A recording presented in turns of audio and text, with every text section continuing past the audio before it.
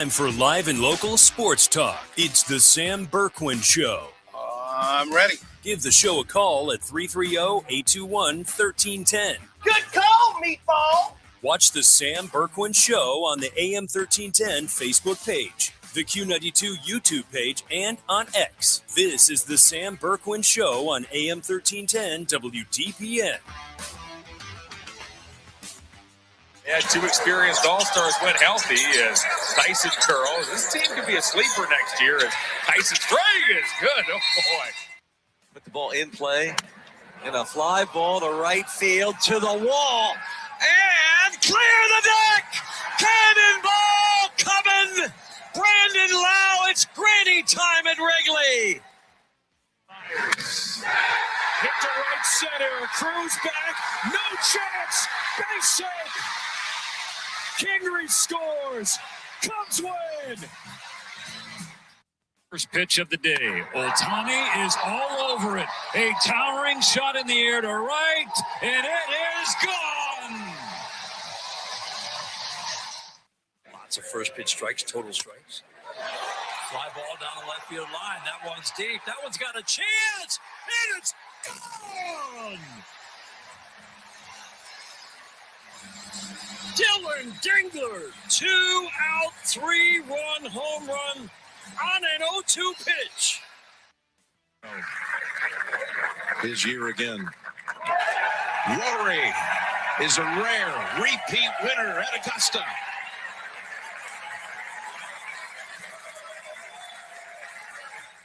And there it is, back-to-back for Rory. He'll get a chance for a third consecutive green jacket next year at Augusta. Welcome in, everybody, to the Sam Bourquin Show, AM1310 WDPN. You can watch and listen on the WDPN Facebook, X, and, of course, the Q92 Radio YouTube channel.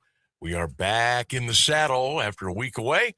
Had a little vacation with the fam down to deep in the heart of Texas. We'll be telling you about that as we roll through the show this afternoon. The phone lines are wide open today, 330-821-1310.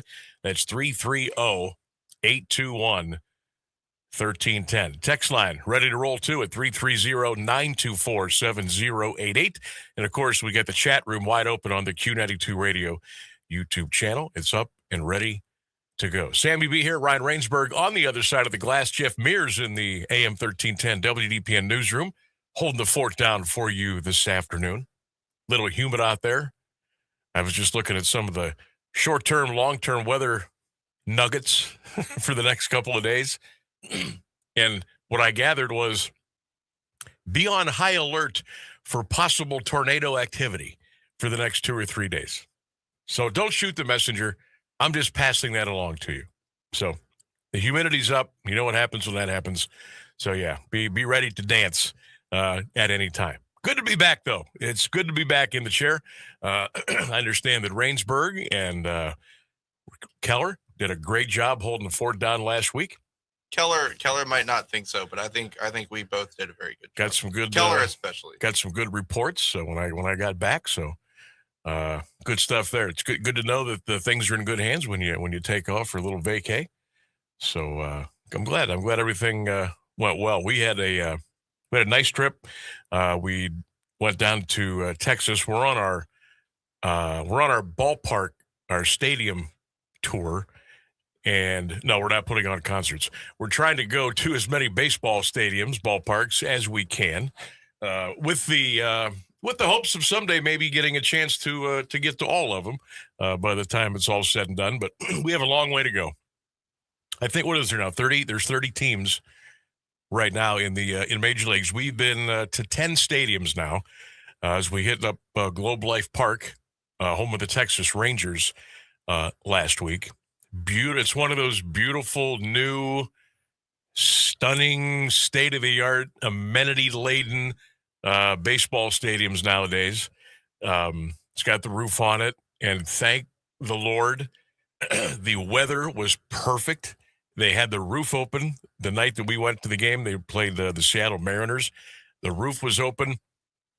It was 73 degrees. I mean, you couldn't ask for a better night to watch a baseball game. But very, very cool stadium. You know how Texas is. Stop me if you've heard this before. Everything's bigger in Texas. It was huge, like huge. And, of course, I thought that was big until we went to AT&T Stadium a couple of days later and got a firsthand tour of the home of the Dallas Cowboys. But I will just say this, that the Globe Life Baseball Stadium was phenomenal. The crazy thing is, the hotel we stayed at, we were right across the street from the stadium, which my wife did a fantastic job of putting this all together. So if you go out the exit/entrance to our hotel, you can walk right across the street to Globe Life Stadium, watch the Rangers play. If you go in the other side of the hotel, one of the other entrances, I'll just say on the opposite end, you can go to the ballpark at Arlington. I'm still trying to figure out why they felt the need to build a brand new stadium. This ballpark at Arlington, where the Rangers played prior to moving into the stadium they're in now, is an absolutely spit-shine shape. It is beautiful. It is absolutely beautiful. Brick facade all the way around. The lighting looks, everything looks just beautiful. It held like 46,000 seats. There was plenty of amenities. It looked, I'm like, why did you build a new stadium? And apparently they didn't really need to, because they never tore down the ballpark at Arlington. They never tore it down. They used to play in Old Texas Stadium. Then they moved to Arlington. They built the new park there. And then after about 20 years, they're like, let's just build a new one. And let's put a roof on this one. So that's what they did. But the ballpark, I mean, I guess they play, the UFL team plays there now. The Dallas Renegades, I think they're called. So they use the stadium. I know that they play college baseball, like teams like TCU and teams like that. They use that park. They play some soccer over there. They still use it. But it looks in immaculate condition. And they went and they built this brand new palace, pretty much right down the street. So that was cool to see both those stadiums and actually go into the one and watch a ball game. They do a nice job. The Rangers do a nice job with their game night presentation. They got the Cowgirls doing the two-step stomp up on the dugout when good things happen or when somebody gets two strikes on a batter. They do a lot of cool in-game promotions. It's really neat how they do it down there. So that was cool. The Rangers won the game. Close game. I think it ended up being 5-4 or something like that. And it was a great night. Place holds, I think, around 45,000. There was 23,000 there that night. So perfect size crowd. Really, really cool. So we had a great time there. And then the next day, we had a tour booked for AT&T Stadium, which is the home of the Dallas Cowboys. My goodness. I will tell you this, man. It is good to be Jerry Jones. It is so good to be Jerry. That man is swimming in cash. That whole state. You know what? People in Texas, they are the friendliest people that I've ever met. And I've been to Texas now. This will be the third time. First time being in like the Dallas-Fort Worth area, because I've been down there a couple of times to do Mount Union games. One was at in downtown Houston, and the other time it was at Mary Hardin Baylor University. Excuse me. But now I figured out why everybody's so friendly. Everything is, how we doing? How are you doing? Y'all having fun? There's so much money. There's so much, everybody has money in Texas, and they're so happy. And it was just, laid back Southwest hospitality, and we enjoyed it. Took the tour of AT&T Stadium. We went everywhere. We went into Jerry Jones's private suite. We went into all the Bank of America Club and stuff down on the field level. We got to go in the television broadcast booth area where they announced the games on Fox and ESPN and what have you. Got to go in the locker room. Got to go in the Dallas Cowboy cheerleader locker room, but they weren't in there. But it was a phenomenal venue. Almost too nice of a place to play football. It was like think of taking 5 of the ritziest, most glamorous Las Vegas hotels and bunch them all together and then drop a football field in the middle. That's what Jerry World is like. And it was phenomenal. If you want to check out, I got some photos and videos that I posted on the Sam Bourquin Show page on Facebook. I put those up a couple of days ago. If you want to go back and check those out, they're still up there. You can take a look. The only thing during our tour, you're allowed to go down to the field, play catch, get some pictures taken, what have you. Well, they're getting ready for the FIFA World Cup. So there was no football field. It's dirt. All right. They're getting ready to get the soccer grass brought in. They're actually growing the grass. Our tour guide said it's coming from, are they Tennessee or Georgia? And they're going to bring it in to the stadium. And then once they put it down, they've got these incredible machines lighting. I can't, it's so high tech, I can't even explain it to you, but there's like 7 or 8 of them and they drop them down from the roof of the stadium, and it's going to help grow the grass because it's basically, it's an enclosed, stadium. So they water it, and they're going to have these grass growers in there, and the World Cup is coming. So we couldn't get on the football field per se because there was no football field. But, they have concerts there. They've had WrestleMania, the NBA All-Star Game. They got all these great pictures put up and all the concourses. And it's really, like, I needed a GPS to find my way out. And that's, me. I need a GPS to find my way around here. It was nothing like I had ever seen before in my life. So, my first thought was, okay, this place, and it's been around for a while, right? This has been around for a while. And a matter of fact, the one cool thing I found out when they built this stadium, Jerry Jones, the way they wrote up the contract for the lease, he said, well, let's just try to get 30 years out of this place, and then we'll build the new one. What? So I'm guessing they're going to kind of redo that lease and stay there maybe for another 10, 15, 20 years after this original lease is up, because it's coming up soon. But just a great place. If you want to see some pictures and photos and videos, check out my Facebook page. They're up there. Posted that a couple of days ago when we got back. But had a great time. Hung out at the hotel. They had a beautiful. They had a 3-layered pool situation going on at the hotel, and they had 2 big swimming pools, hot tubs, everything, and then they had a lap pool which was up top, and thank God I needed that because I ate like a pig for like 5 days, so I got to use that, and we had a great time. But shout out, Josie B did a great job with getting all the particulars together, the flights, the hotels, all that stuff, and we had a great time. It went really, really fast. It went really, really fast, but it was a lot of fun. So we're trying to figure out the next ballpark we want to go to, and we may do that coming up maybe in August.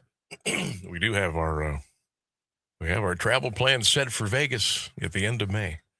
So we're looking forward to that, because once football starts, we are here. We are here probably for the next 7 or 8 months without getting out. So just kind of wanted to share that with you all, that we had a wonderful time, and good to be back. Lots of stuff to talk about today. Obviously, NBA playoffs are set. Thank goodness tanking season is over. Right now we can play some serious basketball, and teams are going to play defense, and they're going to try to win. And, all those kind of things that we love about the game. So we'll talk Cavs, we'll talk Raptors, we'll talk NBA playoffs, we'll lay out the schedule for you. The Guardians last night just imploded on national TV. Of all the nights to lay an egg, and they did it on NBC last night to the Braves, Tanner Bybee just didn't have it. I'm starting to I know, knee-jerk reaction 24, here we go. I'm starting to wonder if Tanner Bybee is truly an ace. I don't want to, but sometimes I wonder if maybe some of the moments are a little too big for him. Maybe he's not an ace. Maybe Tanner Bybee is like a number 2 or a number 3. But we'll get into that discussion. Start of the show, talked about Rory, 2 wins in a row. The Masters, kind of anticlimactic yesterday after Rory blew that lead, and then he retook the lead, and then I guess he bogeyed to end it. It would have been sweet if he could have knocked that in for par and kind of walked it off, but I'll tell you what, there's no arguing there. Rory McIlroy, 2 years in a row, gets the green jacket down in Augusta. Mount Union baseball, hotter than a firecracker right now. The Purple Raiders are 24-6 on this season. They only have 2 losses in the OAC. Got to call 3 games for them over the weekend. Doubleheader against Ohio Northern on Saturday, which they split. And then they played Washington and Jefferson yesterday. Washington and Jefferson is ranked number 18 in the country. Mount Union is ranked number 10. And Mount Union put a whipping on W&J yesterday, 17-5. I mean, they were blistering the baseball yesterday. Got to shout out Trevor Seckley for Mount Union yesterday. How about this guy yesterday? Trevor, 5 for 5, 2 home runs, and 7 RBI. Congratulations, Trevor Seckley. Have a day, my friend. Raiders are back in action this weekend. We got Sammy B's Best Bet coming up, 429. We got our poll question of the day, which we'll get to you. We got On This Day in Sports History. We'll take a look at the local high school baseball standings, if you will. We'll talk about the maybe top 5, top 8 teams in the county. The NFL draft is coming up here. We got a couple of messages out to Dane Brugler from The Athletic. We're going to get Dane on maybe later on this week. We got lots of stuff to talk about. So let's take a break. We'll come back. We'll hit the reset button. We'll get you our poll question of the day, and we'll dive in on a Monday edition of the Sam Bourquin Show. Good to be back, everybody. AM1310 WDPN. Of all the ways to get ahead in life, we're one of them, and we're legal. The John Tesh Radio Show. I'm John Tesh, and we couldn't be happier about bringing you intelligence for your life every day. We have a room full of researchers gathering the information and ideas you need to make your life simpler and better, and to make you the smartest person in the room. You're just trying to be better. We're just trying to help. The John Tesh Radio Show. Join me for music and intelligence for your life, 10 to 3, Monday through Saturday, only on AM 1310 WDPN. It's intelligence for your life.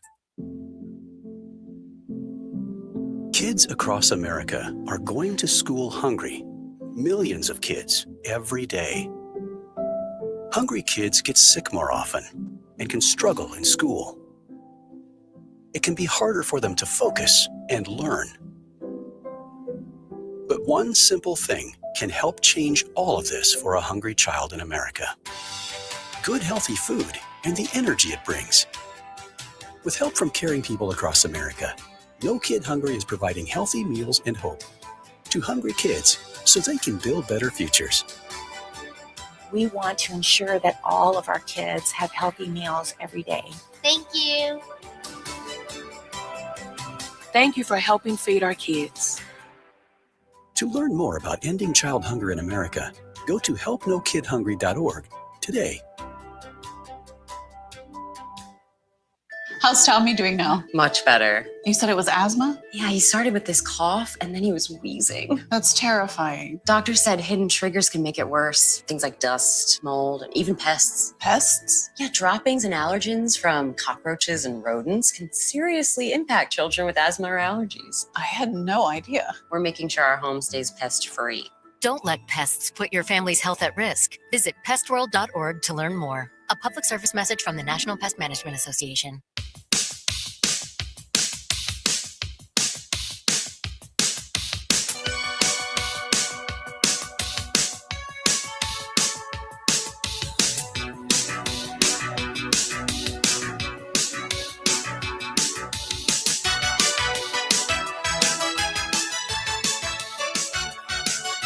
1310 WDPN. Welcome back to the Sam Bourquin Show. We got about a minute before we get you to the bottom of the hour. Hey, I want to get the poll question in.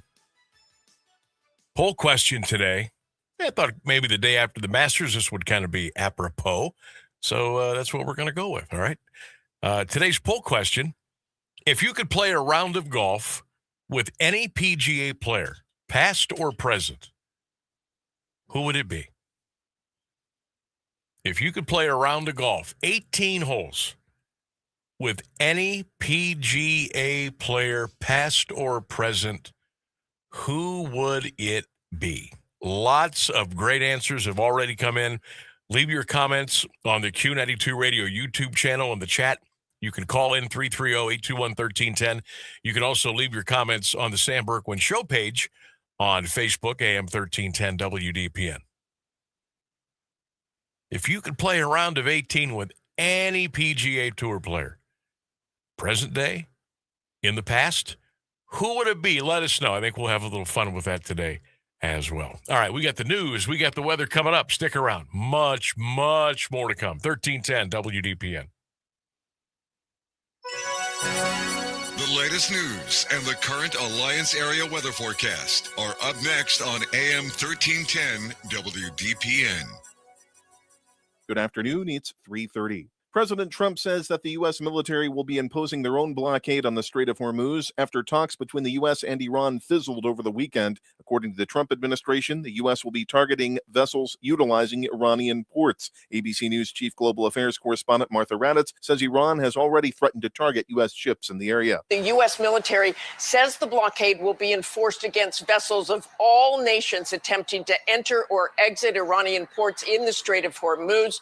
U.S. forces stress they will not impede the navigation of boats coming to or leaving from non-Iranian ports. It's not clear how the blockade will be enforced or whether ships moving within the strait will allow searches from the U.S., or, of course, whether any ships will even enter the strait. Pope Leo XIV has responded to President Trump's criticism over the U.S.-Israel war in Iran, saying the Vatican's peace appeals are rooted in the gospel. Speaking today, Leo emphasized that his message is not a direct attack on Trump, but a call for peace. The president criticized the pontiff on social media and to reporters, accusing him of being too liberal. Leo suggested over the weekend that a delusion of omnipotence is fueling the U.S.-Israel war in Iran. In a social media post, Trump accused Leo of being weak on crime and foreign policy. He also criticized Leo for opposing the U.S. attack on Venezuela. One of the leading Democrats in the California governor's race has now suspended his campaign amid reports of allegations of sexual assault and misconduct. Congressman Eric Swalwell wrote that he is deeply sorry for mistakes in judgment he's made, but denied committing any crimes. More from ABC News senior political correspondent Rachel Scott.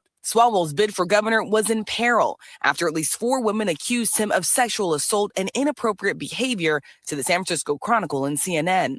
ABC News has not been able to independently verify those claims. One former staffer telling CNN Swalwell sexually assaulted her twice, once back in 2019 when she worked for his California district office, the second time in New York City in 2024. Thousands of Peruvians are back at the polls for a second day of voting. Electoral authorities extended the election by a day after failing to deliver ballots to voting centers on Sunday. More than 52,000 voters in Lima and others in Orlando and Patterson, New Jersey are affected. Voting is mandatory for Peruvians aged 18 to 70 with fines for non-compliance. 35 candidates are vying to become Peru's 9th president in 10 years. The election comes amid an increase in violent crime and corruption. A runoff in June is likely due to the divided electorate. It's 74 degrees in Alliance at 3:32. This is WDPN News. I'm Jeff Mears. Meteorologist Mark Johnson has the latest forecast on AM 1310 WDPN. Cloudy skies for the most part through the afternoon. Could be an isolated shower in 1 or 2 spots. Our high 74 degrees. Overnight, more widely scattered showers after midnight with a low of 62. From the 3 News Weather Center, I'm Mark Johnson.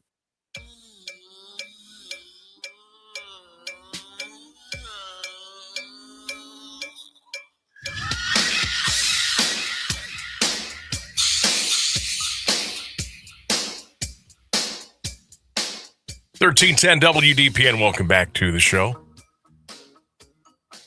330-821-1310 is our telephone number. Text line open, 330-924-10 7088. We've got the Q92 Radio YouTube channel chat open, and it is on fire right now. Rainsburg, we better read those before we run out of room. Exactly. Let's see. Right off the bat, Dong Bobbler came in to say, no hail to the victory for your March Madness bracket pick, Sam. God, how long ago was that? That was like a week ago. I forgot about the NCAA. Yeah, hail to the victors. Hail to the victors, my rear end. I did win it, but whatever. I know. Keller talked about that a little bit on Wednesday because he won because almost nobody else in the state of Ohio picked Michigan, he thinks. So, see, he kind of won by default. I went with my head, and I won. Now, if I would have went with my heart, I would have never picked Michigan. Ever. That's a cardinal sin. But you can't do that. You got to go with your head. And my head told me that the Michigan Wolverines were the best team in the country and they were going to win the national championship. Unfortunately, for yours truly, I missed so many games on my bracket leading up to the championship game, it didn't matter. But I did pick the national champ, so there you go. Scooter says, okay, Sam, put on your manager's hat. Would you have left Bybee out there as long as Vogt did? No. I bet I can guess your answer. Come on, Vogt. You're on national TV. You can do better. Yeah, I would have taken him out.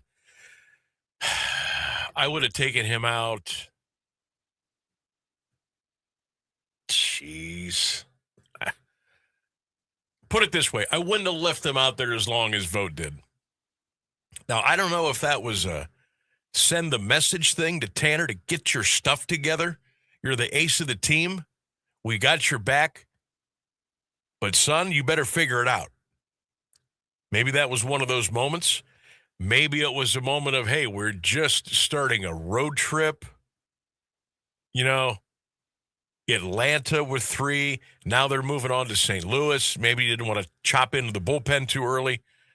But, yeah, I probably would have taken Bybee out before Stephen Vogt did. And, look, I'm not a manager by any stretch of the imagination, ever. But I did think he left him out there a little long. Maybe it was to send a message. I don't know. I'm not sure. Say, Mike chimed in during your story time. He says, you better get to Sacramento to see the A's in the next 2 years. That's right. Before they move into the new Vegas. Yeah, probably going to take a pass on the Sacramento Stadium, but we will be going to the new Vegas Stadium. I know that, but boy, Sacramento, man, it can get hot. And it can get really hot in Sacramento during the summertime. But yeah, I think that place holds around 10,000, and I think I don't even know if. I'm pretty sure they don't even fill it up. Like the opening day they did, but I think the A's, most of their crowds are like between 8,000 and 9,000. I don't even think they can sell out that AAA ballpark. But we thought about it. But I all the way out to Sacramento for minor league stadium, probably not going to do that. We also have a text from Buck. He says, do you really trust the Cavs to make a big playoff run? He also says Indians embarrassed themselves on national TV. They did. Well, what was the bullet point I send to you was Guardians implode on national TV. Yes, it was. So, Buck, you and I, we're kind of thinking alike there. What was his first question? Oh, the Cavs. If the Cavs gee. You know what? I don't know because, Toronto, and I know this doesn't mean anything now, but the Raptors beat the Cavaliers 3 games this year. They beat them 3 times in the regular season. Now, again, I know that doesn't mean anything come postseason, and I know the Cavaliers were probably shorthanded at least one of the games they played against Toronto. So, but going back to the question of do I trust the Cavaliers to beat the Raptors? I have the Cavaliers winning in 6, but I don't know what to expect like the first 2 or 3 games of the series. Are we all of a sudden going to put on Superman capes and guys are going to go out there and, double-doubles every night and We're going to stay out of foul trouble. We're going to be aggressive. We're not going to get pushed around. We're going to shoot a very high percentage from the three-point line. I don't know what to expect. I don't know what to expect. When's the last time this Cavalier team played their starting five, their core five, because of rest and load management and injuries? And when's the last time, like we saw a playoff starting five? So I don't know. I don't know what to expect out of this team. Let me throw this at you. I just saw this on X. And this will go to show you maybe how some of the Cavaliers fans are thinking right now. NBA playoff first round get-in ticket prices. This is for game 1 of all of the upcoming NBA playoff series.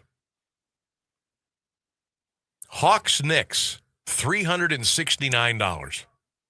That's a get-in price. Just to get you in the door at Madison Square Garden. Okay. Rockets-Lakers, $160. Spurs against their unnamed opponent, $160. Celtics against their unnamed opponent, $121. Thunder, $119. Again, these are the get-in prices for game 1 of all the NBA opening series. Nuggets T-Wolves get-in price, $82. Pistons against their unnamed opponent, $80 to get in. The Cleveland Cavaliers and the Toronto Raptors, the get-in ticket price at Rocket Arena, $40. $40 for a first-round playoff game. This tells me that, A, there are a lot of doubting Thomases out there in regards to how the Cleveland Cavaliers will fare in the postseason. Or B, Cavaliers fans expect a walk in the park in round 1, and they're going to save some of their cash for the upcoming rounds of the NBA playoffs. Now, where do you kind of sit there? Are you like, this team's just not good enough to win it all. I'm not going to invest. I'm not going to go. Or, this will be a sweep. This will be a gentleman's sweep. I'm not wasting my money on the first round. Talk to me for the next round, or talk to me for a possible, Eastern Conference Finals. $40 for a get-in for a playoff game? $40?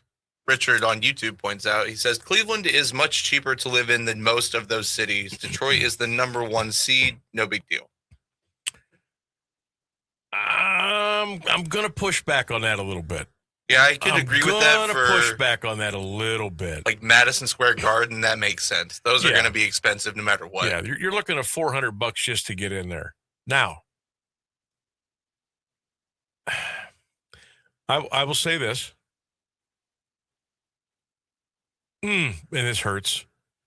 New York Knicks fans, they're more passionate basketball fans than Cavs fans are. They are. That's just the hard truth. They're more passionate. They're louder. They're crazy. They're rude. It's New Yorkers. It's just what they are. And even the guys that come to the games in their 3-piece suits when they step out of their hotel in Manhattan, they're fired up. They're swilling beer. They're clapping. They're fist pumping. They're screaming. They're waving towels. It's not like that in Cleveland. It just isn't. I don't know if the market size, or I'm going to disagree with that there a little bit. I mean, this is a franchise that went to four consecutive NBA finals. You couldn't get into any of those games for $40, even in the first round. My theory here is that a good part of the Cavs fans just don't believe this team can win at all. And if they don't believe they can win at all, they're not going to get fully invested. That's just my take. That's what I think. Agree, disagree, 330-821-1310. You can leave us a little note on the Q92 Radio YouTube channel. I don't think market size has anything to do with it. I don't. I mean, that's a big swing. Cavs Raptors at $40 to get in, to Knicks Hawks at $369. Now, I bet you, let's say, and I don't think it's going to happen, let's say the Hawks steal a game in New York. And it's 1-1 series going back to Atlanta. Atlanta is a terrible sports town. Terrible. They support the Falcons most of the time. They've finally come around to being big supporters of the Atlanta Braves. The Hawks, look, they've lost 2 hockey teams out of the NHL. It's just a bad sports town. And if the Hawks split with New York, I bet you the get-in price in Atlanta, probably $175, $185. That's just a guess on my part. Now, if the Hawks would steal 2, again, not going to happen. If they would steal 2 from New York, then the ticket prices would start to pop a little bit down in Atlanta. I just don't think that some of the Cavs fans, I don't want to say 50, maybe I'll say 50-50. Maybe 50% of them don't think they can go all the way. And you know how spoiled fans are now. And you're tired of the same old. Oh, you got out-hustled again. Oh, you got beat on the boards again. Oh, you're soft. You're never going to win. This, that, and the other. And sometimes that translates to bad sales. And I think that's what's going on here. And the Raptors, it's not a real sexy first-round matchup. I mean, it was either going to be the Hawks or the Raptors. I don't think any of that stuff moves the needle much. Atlanta probably a little bit more. But I think some fans are like, you know what? Talk to me in the second round. Talk to me in the third round. I don't think they believe they can go all the way. And you know, some sports fans now, hell, if my team's not going to go win the whole thing, then I'm out. That's what you kind of deal with nowadays. This certainly isn't the Richfield Coliseum years when people were banging down the doors and setting attendance records in that building of 21,454 to watch him play the Knicks or to watch him play the Bullets. And they ain't like that anymore. That's just where we are. See, Richard says, belief in the team has nothing to do with it either. He says, Cleveland is a Browns town. Unless LeBron is here, Browns have 9 months of the year. Says, draft, preseason, season, crying about missing the playoffs, rinse, repeat.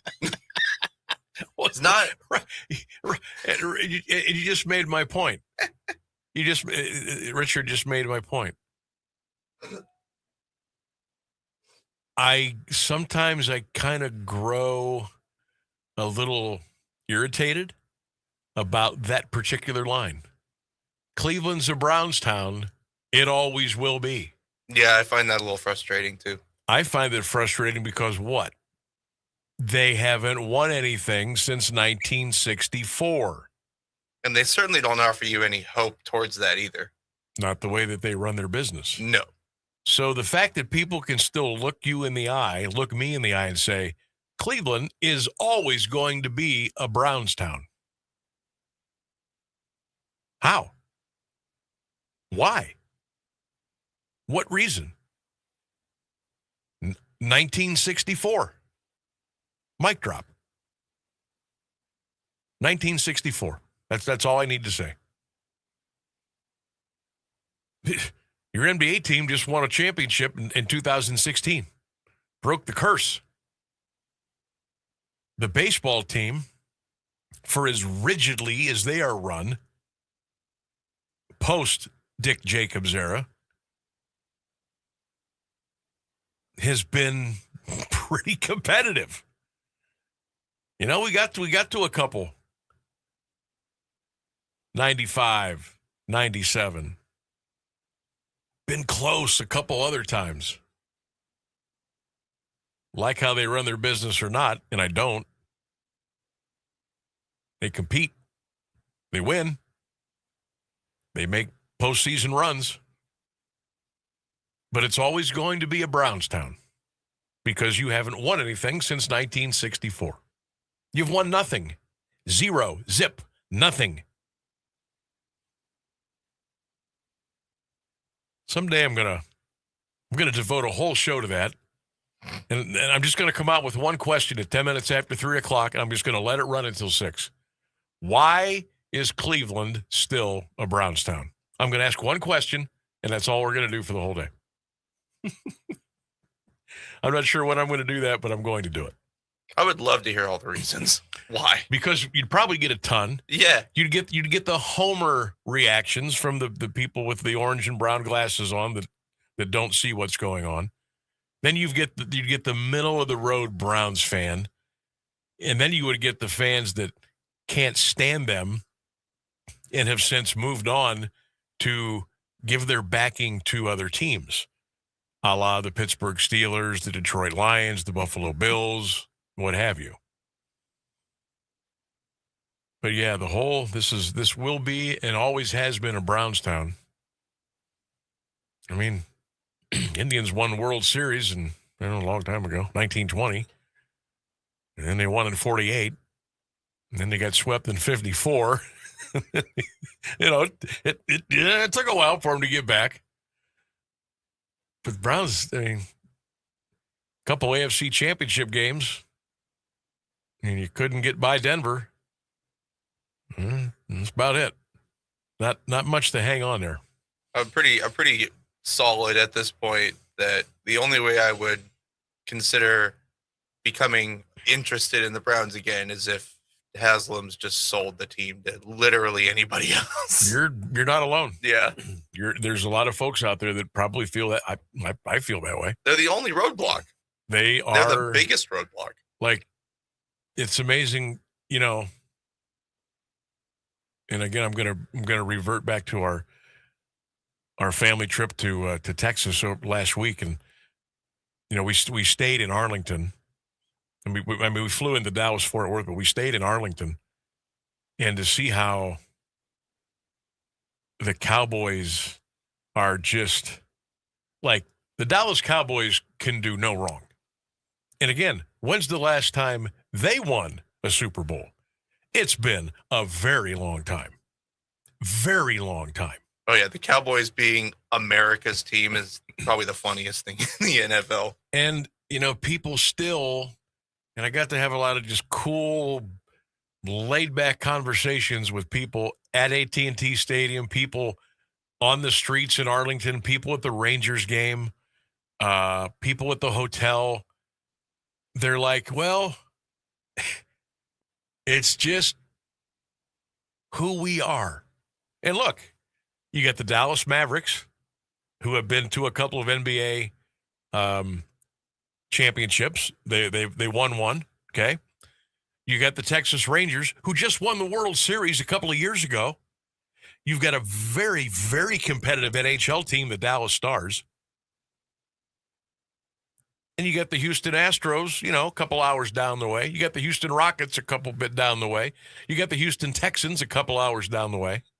I mean, Texas is big. They got teams. They got pro teams. They got Power 5 college teams. They got everything. But the Dallas Cowboys rule the roost. Tom Landry, Roger Staubach. And you go through the Danny White era. And a couple of really bad teams. And then the draft of Aikman and Emmett and Michael and, Super Bowl after Super Bowl after Super Bowl, even after they got rid of Jimmy Johnson. They won a Super Bowl with, what's his name? Former Oklahoma coach, Switzer. But they haven't done anything since. A lot of high-priced talent, a lot of flash and dash. But they haven't done anything. But they're beloved. They are beloved. Now, some are growing tired of Jerry Jones. They say he needs to pass it on, get out of the way. You hear a lot of that down there. But it's crazy, like the Cowboys have this stranglehold on the entire state of Texas. And the Browns have this stranglehold on Northeast Ohio. It's crazy. It really is. All right, we're going to take a break. 54 minutes past the hour. 330-821-1310. You can text at 330-924-7088. The Q92 Radio YouTube chat is open for business. We appreciate you interacting with us today and every day, 3 until 6, right here on the Sam Bourquin Show. Quick break. We'll come back. Stay with us. Kids across America are going to school hungry. Millions of kids every day. Hungry kids get sick more often and can struggle in school. It can be harder for them to focus and learn. But one simple thing can help change all of this for a hungry child in America. Good, healthy food and the energy it brings. With help from caring people across America, No Kid Hungry is providing healthy meals and hope to hungry kids so they can build better futures. We want to ensure that all of our kids have healthy meals every day. Thank you. Thank you for helping feed our kids. To learn more about ending child hunger in America, go to helpnokidhungry.org today. Here's the deal. We gotta set ourselves up. See, retirement is the long game. We gotta make moves and make them early. Set up goals. Don't worry about a setback. Just save up and stack up to reach them. Let's put ourselves in the right position. Pre-game to greater things. Start building your retirement plan at thisispretirement.org. Brought to you by AARP and the Ad Council. And we're live here outside the Perez family home, just waiting for the... And there they go, almost on time this morning. Mom is coming out the front door strong with a double-arm kid carry. Looks like Dad has the bags. Daughter is bringing up the rear. Oh, but the diaper bag wasn't closed. Diapers and toys are everywhere.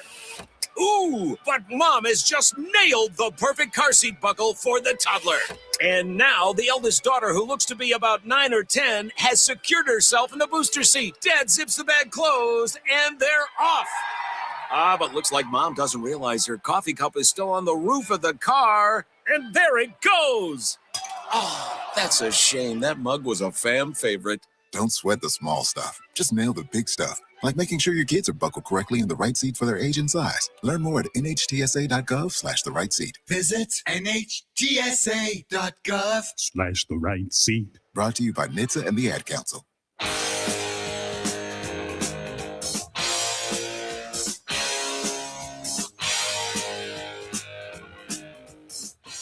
1310 WDPN. We got about 3 minutes till we get you to the top of the hour. Phone lines are open, 330-821-1310. Keep those comments coming in on the Q92 Radio YouTube channel. Our poll question of the day: if you could play a round of golf with any PGA player, past or present, who would it be? Who would you love to play a round of golf with, past or present PGA player? Sheila says, so many I would love to say. John Daly in an outing and probably Jack Nicklaus in a real round. I see what you're saying there. If you just want to go hang out and drink and smoke cigars and whatever John Daly gets into, that's the kind of outing you want to play in. Okay. But if you want to just play golf, you go with Jack Nicklaus. I mean, John Daly. Holy smokes. Honestly, it sounds like I'd probably enjoy golfing with John Daly. You would. Yes, you would. That's who I would. That's who I would pair you with. Cool. Without a question. Yeah, we wouldn't golf at all. George says, Sam, Arnold Palmer. And then afterwards, we could make his drink the Arnold Palmer. Speaking of which, went down to the convenience store again today. You know, the old Polar Pop. This bad boy right here. See there? I got my Browns cup today, but I had to have a little, So I go down. I wanted the lemonade. Still out. The lemonade's been out for 2 weeks. 2 weeks. Okay. Choice B, root beer. Out. Choice number 3, the Arnold Palmer. The mix of lemonade and iced tea. Out of order. Pepsi. Out of order. So I finally succumbed to the fruit punch Powerade. Oh, and the other fruit punch was out. There was 6 different things that were out. So I ended up going with Powerade today. But anyhow, Deb says, I'd love to play around with Tiger. Tammy, the Shark. Greg Norman. Walter, another vote for Arnold Palmer. Barbara says, I'd like to golf with the Bear. Although I'd like to just have a day to watch Justin Rose in action. Clint, our very own Clint Marshall, says Arnold Palmer. Boy, Arnie's Army is still very much alive. How much time we got? I got one more. Joshua says, Sam, how about a round with Seve Ballesteros? The dude could master a shot from anywhere, and he grew up super, super humble. Keno says he'd like to play around with Rory. Stacy Martin checking in says, Sam, put me down for a round with Arnold Palmer. Bill Wright, the pride of the Canton South Wildcats, says Lee Trevino for him. And Doug checking in today. Doug W. We have a lot of Dougs that listen to the show. Doug W. says, give me the Walrus. Craig Stadler. Got you down. 1 hour in. 2 more big hours to go. Stay with us, everybody. 1310 WDPN. News, weather, sports, local information, and music 24 hours a day. This is AM 1310 WDPN Alliance. ABC News, I'm Michelle Franzen. A Texas man charged with traveling from Texas to California to allegedly throw a Molotov cocktail into OpenAI CEO Sam Altman's home. That according to court records unsealed today. Video surveillance capturing suspect Daniel Moreno Gama, according to court records, allegedly throwing that Molotov cocktail over the fence. ABC's Alex Stone has more. What they are alleging in this is that Moreno Gama, that he traveled from Spring, Texas, in the Houston area, to San Francisco over anger about AI and anger towards Sam Altman, that he allegedly had a list of other CEOs and executives at other AI companies that he was targeting as well. In a separate case, 2 suspects were arrested Sunday after San Francisco police say someone fired shots from a car hitting Altman's home.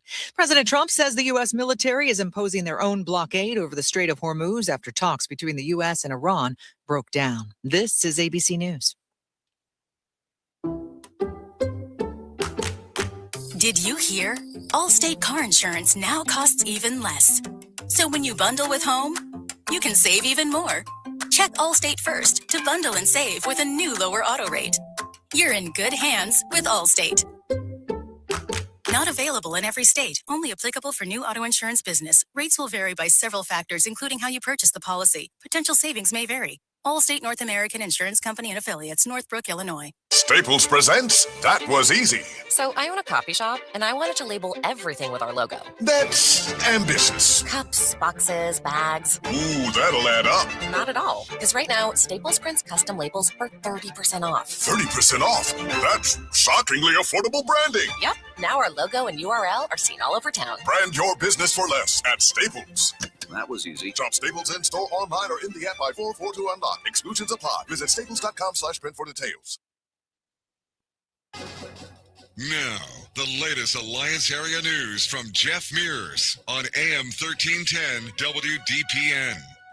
Good afternoon. It's 4:02. Strong to severe thunderstorms are possible tomorrow night across parts of northeast Ohio, including Stark, Mahoning, Portage, and Summit counties. The National Weather Service says scattered storms could develop late Tuesday into the evening hours. Main threats include damaging winds and large hail, with an isolated tornado not ruled out.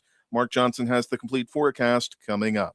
A crash on I-77 northbound caused morning traffic delays in Stark County. According to ODOT, traffic was backed up as far south as Bolivar around 7:30 this morning after a wreck south of Fall Street Southwest. The East Sparta Fire Department says the two-car collision did not result in any injuries. The scene was cleared and traffic was flowing normally again by about 8:45.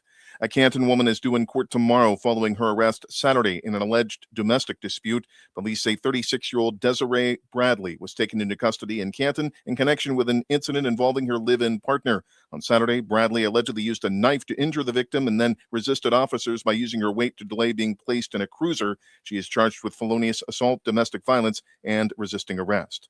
Canton police say a man is charged after he fired a gun inside an apartment building. 66-year-old John Longmire of Canton was arrested Sunday night at a complex in the 2100 block of Tuscarawas Street East. He is accused of firing a handgun inside his apartment, and bullets entered 3 other units in the building. He is charged with having weapons under disability, improper discharge of a firearm, and discharging a firearm within city limits. An arraignment is set for tomorrow in Canton Municipal Court. A Stark County grand jury will review charges against a Canton man accused in multiple incidents. The case of 26-year-old Caleb Weston was bound over Friday after he waived his right to a preliminary hearing in Canton Municipal Court. He faces charges including felonious assault, aggravated robbery, and criminal damaging from March incidents in Canton. He allegedly threw a metal rod at a victim, causing a face injury, and kicked in a door during a separate confrontation. The alleged activity occurred at an apartment on Allen Page Drive Southeast. A related criminal damaging charge is pending in municipal court. Canton Township trustees have approved a 12-month moratorium on new data center construction. Officials say the move will give them time to study potential impacts, including concerns about noise, water, and power usage, and effects on the community. Trustees say resident feedback prompted the decision, and they want to see how possible state regulations develop. Officials emphasize the moratorium does not apply to land recently annexed by the city of Canton. The City of Alliance has received a top honor for its financial reporting. The Government Finance Officers Association awarded the city its Certificate of Achievement for Excellence in Financial Reporting for 2024, considered the highest recognition in government accounting. The award comes after the city was removed from Fiscal Watch in 2024, marking a major turnaround in its finances. A traffic stop in Portage County has led to a federal drug investigation. Deputies with the Sheriff's PACE unit stopped a vehicle on I-80 in Shalersville Township for minor violations Thursday. The driver, 29-year-old Armani Webb of Ecorse, Michigan, was found with nearly half a pound of white powdery substance that he later admitted was fentanyl. Webb was taken into custody and turned over to the Portage County Sheriff's Office. DEA was called in, and the case will be presented to a federal grand jury. A former substitute teacher has been sentenced to prison in a child sexual abuse material case. Today, Columbiana County Common Pleas Judge Megan Bickerton sentenced 43-year-old John McFarland to just over 8 years behind bars. He pleaded guilty in February to a dozen counts of pandering obscenity involving a minor and a misdemeanor drug paraphernalia case. Prosecutors say the case stems from 2022, including the transmission of sexual content involving a juvenile and additional material discovered during the investigation. After release, McFarland will be required to register as a Tier 2 sex offender. A Youngstown man is being held on a $500,000 bond in Columbiana County on sexual battery charges involving a child. Police say 37-year-old Eric White was arrested Sunday in St. Clair Township after a report he admitted to sexual contact with a young girl. White was arraigned today in municipal court. A preliminary hearing is scheduled for April 20th. A Sebring man is free on bond after a police pursuit earlier this month. Sebring police say 36-year-old Zachary Hubbs was arrested April 3rd after a traffic stop near South 12th Street turned into a brief chase. He allegedly fled on a dirt bike before abandoning it and running on foot. Hubbs was taken into custody without further incident. He was arraigned Thursday in Mahoning County Court, pleaded not guilty, and is due back for a preliminary hearing April 23rd. Hubbs is charged with failure to comply.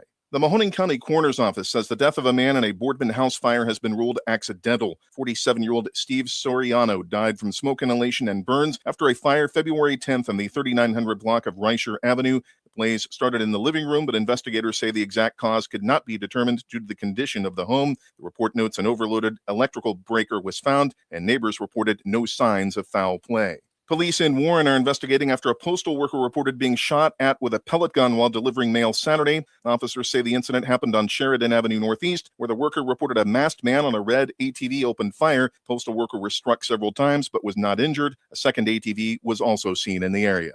It's 75 degrees in Alliance at 4:07. This is the local edition of WDPN News. I'm Jeff Mears. Now, the Alliance Area Weather Forecast from Mark Johnson on AM 1310 WDPN. Clouds, maybe a few glimpses of sunshine for the afternoon hours. The rain chances are slim. Our high 74 degrees. Overnight, more widely scattered rain showers coming in after midnight. A lot of clouds. Our low 62. I am Mark J. Weather from 3 News. Live from the AM 1310 WDPN studio, it's time for live and local sports talk. It's the Sam Bourquin Show.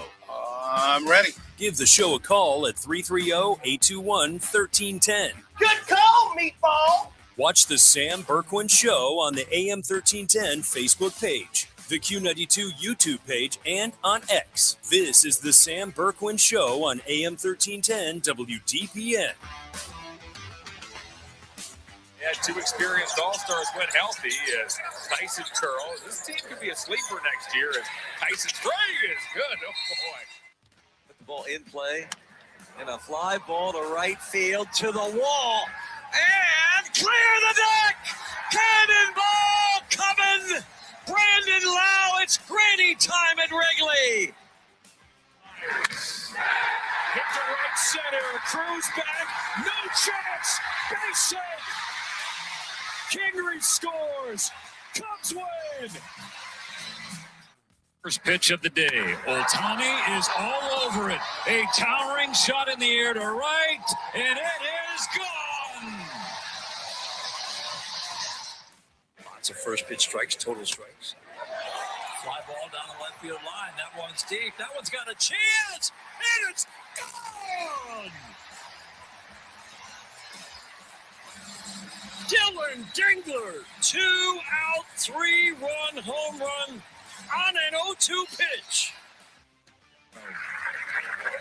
His year again. Rotary is a rare repeat winner at Augusta.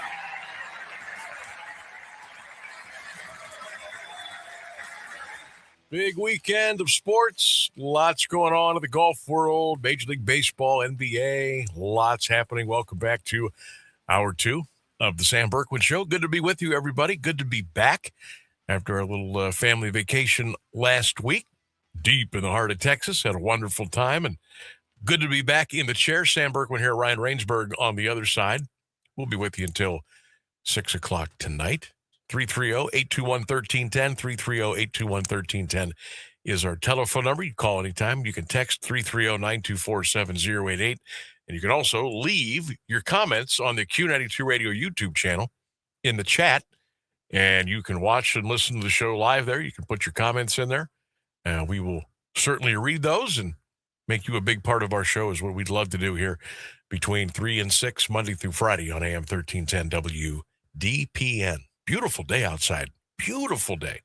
Lots of sun. Just a little bit of humidity kind of creeping in.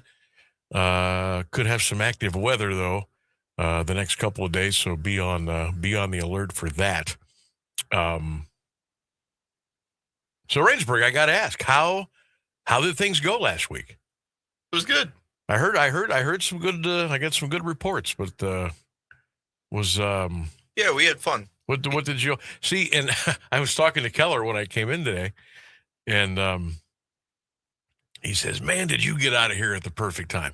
I said, "Well, according to the sports calendar, that was kind of by design, because the NBA season, like the last week of it, is garbage. Yeah, baseball is just getting started. The NCAA tournament is done. NFL draft is still, a couple of weeks away, going back to last week. And, it's kind of I told him, I said, here, I'll lay this knowledge upon you. Major League Baseball All-Star Week is the worst time of the year to be a talk show host for sports. It's the worst. Because baseball is the only sport going that time of the year. And it comes in mid-July. It's a week after the 4th of July. And when they go on break, they go on break. There's nothing. There's no baseball games for a week. I mean, yeah, you can only talk about the home run derby in the All-Star game for so long. And that's why a lot of talk show hosts, locally, regionally, nationally, that's one of the weeks of vacation they take during the year is during the MLB All-Star break. So now I'm not doing that this year because we've got a vacation scheduled at the end of May, and we have one coming here early August, first week in August. So I'll be here during the Major League Baseball All-Star break. I don't know what I was thinking there, but Rainsburg, boy, are you in for a treat for that week? We are going to be going off the rails like 5 consecutive days. We're going to be talking about stuff that we never dreamed we would talk about. So we were on the air for that last year, weren't we? For the All-Star? Yeah. That's a good question because I started in April, end of April, and the All-Star break is mid-July. So, yeah, I would have had to have been here. Yeah, because you started bringing up the home run derby or the all that stuff, and I was like, yeah, I was getting weird flashbacks. I'm like, yeah, I remember that. That was and a lot of clips about just the derby that week. Oh my God! Okay, so yeah, so I didn't want to take off last year in July because I just started in April. Makes sense. That wouldn't have been a good look. No. So all right, so this will be the second year in a row now where I'll be in the hot seat during the MLB All-Star week, but We'll have some fun that week because like I said, we will dive into stuff that normally we wouldn't dive into that week. So we can talk about my eclectic taste in movies. We will talk movies. We will talk music. We'll talk about what's going on in and around town. We'll get into stuff that we don't even know that we will get into, but that's the fun part of it. The frustrating part is in the big wide world of the sports picture, there is absolutely nothing going on in sports during that time. But we'll worry about that. That's not until mid-July. Our poll question today. Great response. If you could play a round of golf with any PGA Tour player, past or present, who would you pick? Who would it be? A lot of people would love to play with Arnold Palmer. Again, past or present. Dong Bobbler on YouTube checking in. He says, put me down for a round with Keno. Oh, Dong Bobbler. Okay. That one's good. I don't even know why that's funny. Yeah. Well, you don't know Keno, do you? I know the game Keno. Oh no, this is the person Keno. And I don't. There's only one Keno Sultan in the state of Ohio. Okay, Dong Bobbler, we got you in. But a lot of people they like to play around the golf with Jack Nicklaus. Got a couple for Seve Ballesteros. Got a couple for Tiger. Got a couple for the Walrus, Craig Stadler. We got a couple for John Daly. Now, if you're going to play around with golf with John Daly, make sure you bring about $300 or $400 worth of $1 bills or $5 bills. What's the going tip rate at the strip joint nowadays? Is it $5 or $10? God, don't look at me. Do I look like somebody who spends all my time at strip clubs? Well, I don't know. I mean, you've been to one, haven't you? Yeah. All right then. 10 years ago, I think. So what was the going rate back then? No, that was still singles. I've never grabbed more than singles at a strip club. What's this? That's the burning question today. Good Lord. What's the going rate after a table dance? Is the economy so big or so bad nowadays that you have to go to the strip club and start throwing fives because ain't nobody got money for that? Hey, the economy's so bad right now, and the gas prices are so high. I'm going to go to the strip club just to pick up the dollar bills off the floor and go home. That's probably a good idea. That's what I'm going to do. Oh, my God. Let's see here. Sam, $5 per table dance tip. That cannot be accurate. Well, that's just from one individual. Now, I'm sure there's others out there that would tip more or less.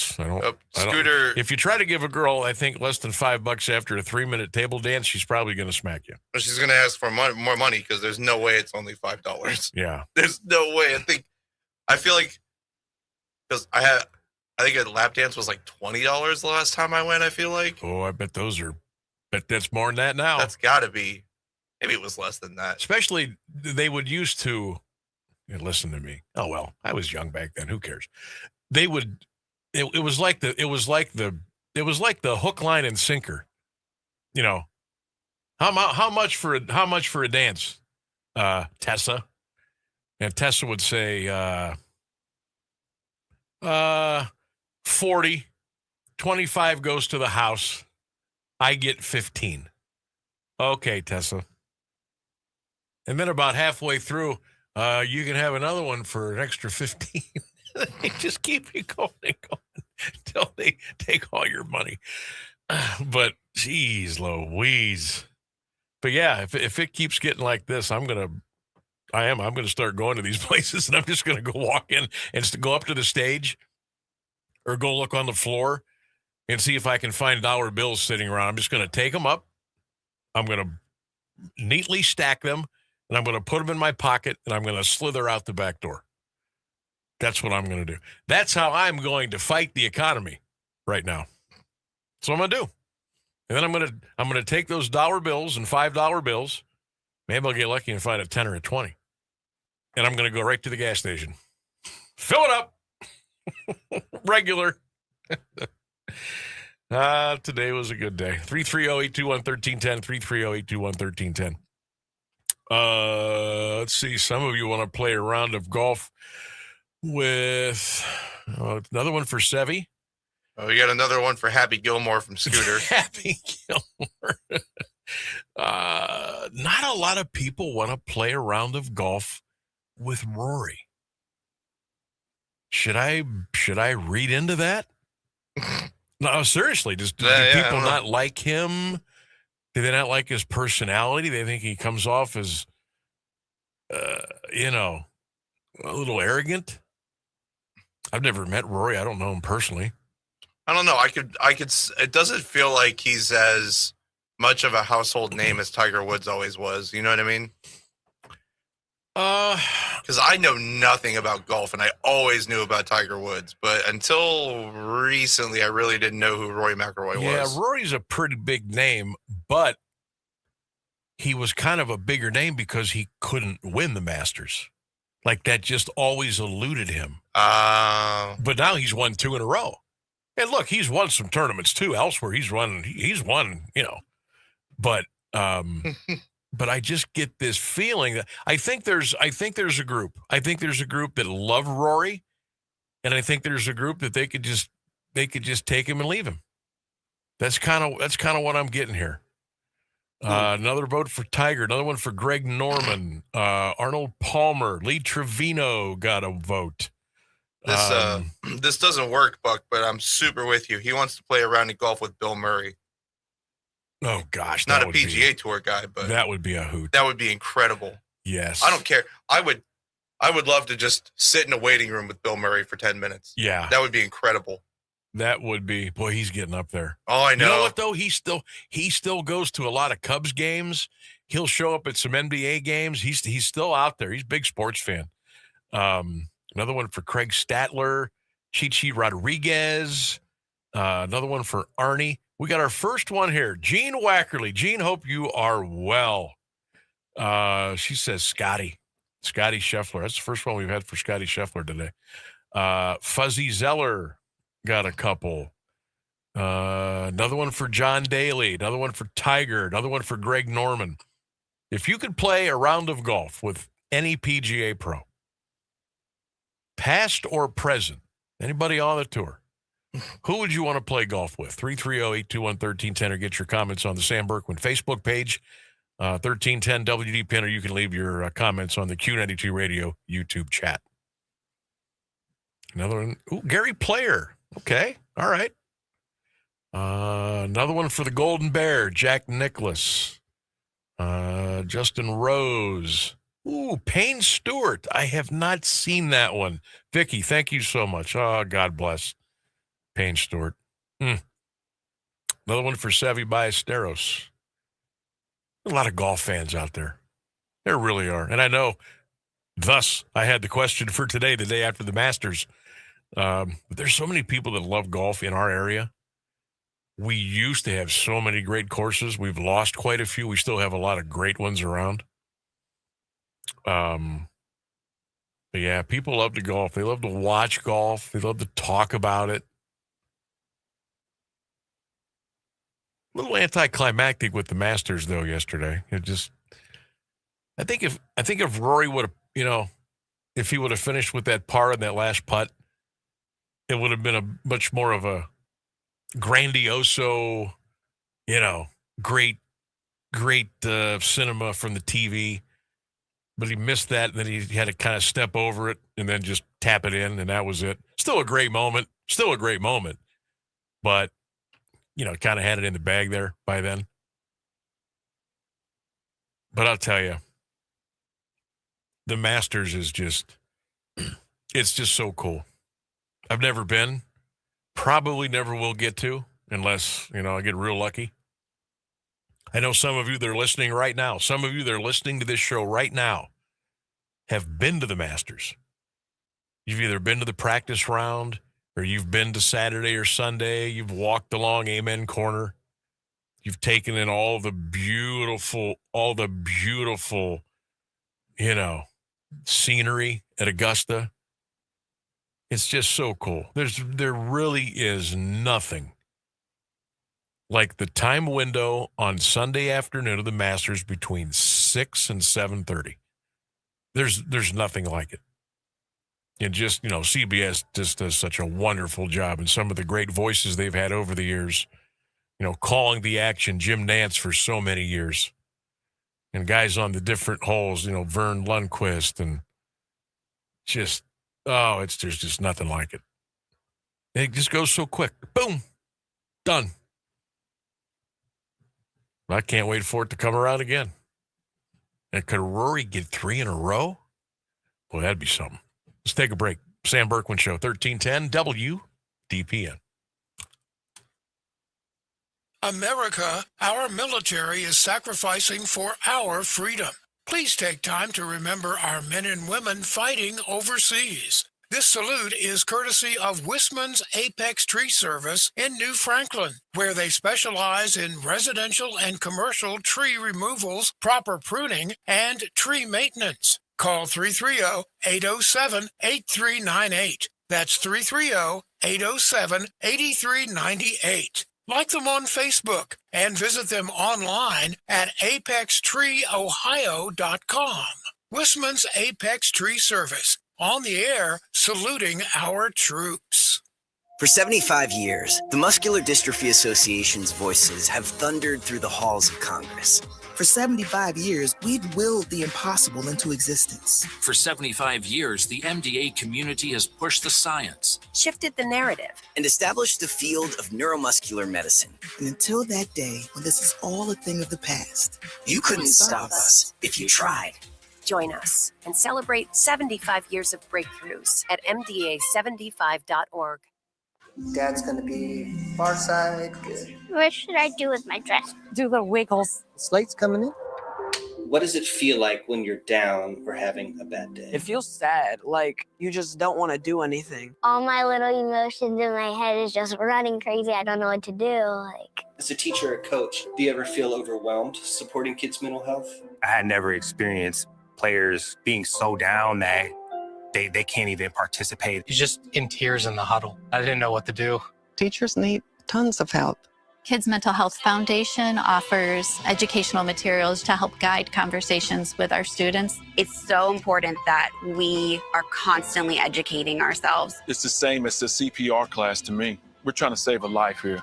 The Kids Mental Health Foundation has free tools and information developed by experts because kids' mental health starts with all of us. Scan the QR code or check out kidsmentalhealthfoundation.org to get started.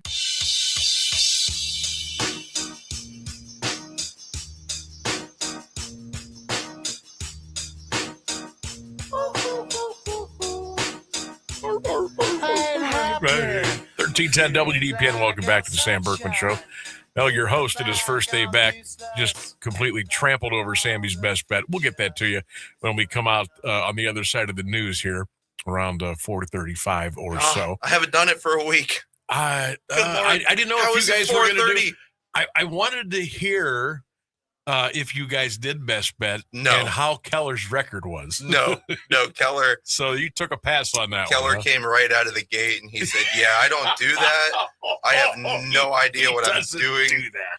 And he said, yeah, I'm not going to try. I'm just going to make myself look bad. And I said, yeah, I don't do that either. I also don't know what I'm doing. So we'll just collectively bow out of that. So Keller just kind of pleaded the fifth about wagering. Just said it's not his wheelhouse. Not his. Okay. Yeah. Okay. Yeah. I don't do that. Oh, no. All right. We got the news and the weather coming up next on the other side. Sammy B's best bet, and we'll roll through until 6 o'clock right here on 1310. Here's the latest news on AM 1310 WDPN. Good afternoon. It's 4:30. The U.S. military has vowed to blockade all Iranian ports starting today. That's part of efforts to force Tehran into agreeing to open the crucial Strait of Hormuz and accepting a peace deal. Iran responded with threats on all ports in the Persian Gulf and the Gulf of Oman, taking aim at U.S. allied countries. That sets the stage for a showdown that contains risks for the global economy and raises the specter that the current ceasefire could collapse and the war could resume. Iran's effective closure of the strait is pushing up the cost of gasoline, food, and other basic goods far beyond the Middle East. Viktor Orban has been voted out in Hungary. Elections over the weekend handed a decisive victory to his opponent. Orban was a longtime ally of the Trump administration and had friendly ties to Russia. More from ABC's Tom Sufi-Burge. This is bad news for the Kremlin. And what's significant here is the scale of Orban's defeat. His opponent, Peter Magyar, winning in a landslide, taking more than 2/3 of the seats in the Hungarian parliament. Magyar overnight telling supporters, "Together we overthrew the Hungarian regime." And the new prime minister is now promising to repair relations with the European Union. And that comes just days after US Vice President J.D. Vance campaigned in Budapest alongside Orban, with both men attacking the EU. Democrat Congressman Eric Swalwell's abrupt exit from the race for California governor left his rivals scrambling to lock down his former supporters in a crowded contest with no clear leader. Swalwell's withdrawal injected more turmoil into the campaign less than a month before mail ballots go out to primary election voters. The congressman's decision followed allegations that he sexually assaulted a woman twice, including when she worked for him, that were published Friday in the San Francisco Chronicle and later by CNN. He said on social media he will fight what he called false allegations. The Michigan man arrested in connection with his wife's disappearance in the Bahamas is expected to be either charged or released without charges today. Brian Hooker maintains his innocence. He says his wife Lynette fell out of a small boat and was swept out to sea. He was questioned by police for 3 hours on Friday. His lawyer, Terrell Butler, raised doubts about the evidence in the case. If you have not located the person, how can you say that harm was caused to the person? And if you have not discovered a body, how can you say whether or not foul play was involved, which led to death? A man at a local boatyard claims to have seen Hooker after he paddled back to shore at 4 a.m. the morning after Lynette's disappearance. He said Hooker did not seem suspicious and asked for some water to drink.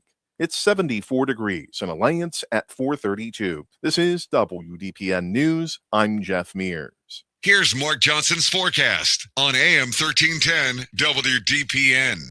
All right, afternoon drying out a little bit, just an isolated shower chance in 1 or 2 spots, a lot of clouds, 74 warm degrees. Overnight, more scattered rain showers after midnight, our low in the lower 60s. From the 3 News Weather Center, I'm Mark Johnson.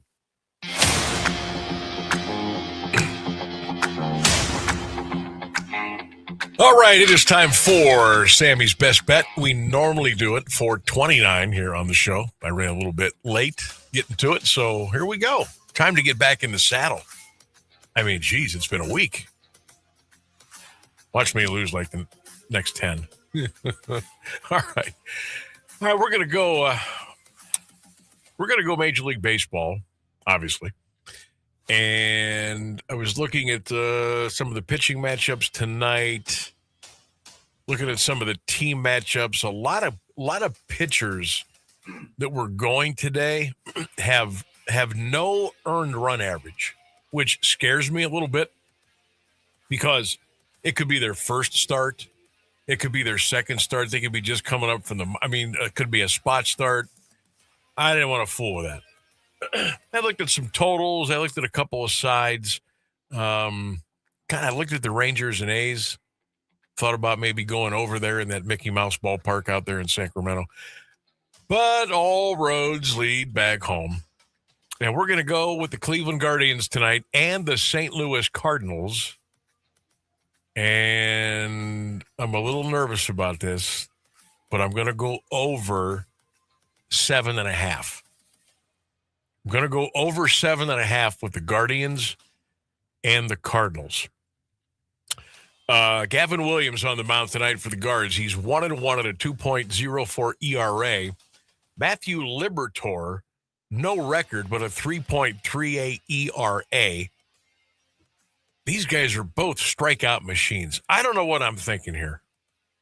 The last 10 games, the Cardinals are batting .209. Oh, my Lord. Why am I going over? Because I am. Sammy's Best Bet tonight. The Guardians and the Cardinals, we're going to go over the total, which is over 7.5. Wish us well. Blow out a candle. Say a prayer. Don't feel great about this one, but that's what we're going to do. All right. What time is, first of all, with all these sporting events now, you have to check two things every day. What time does the game start? And where can you find it to watch it?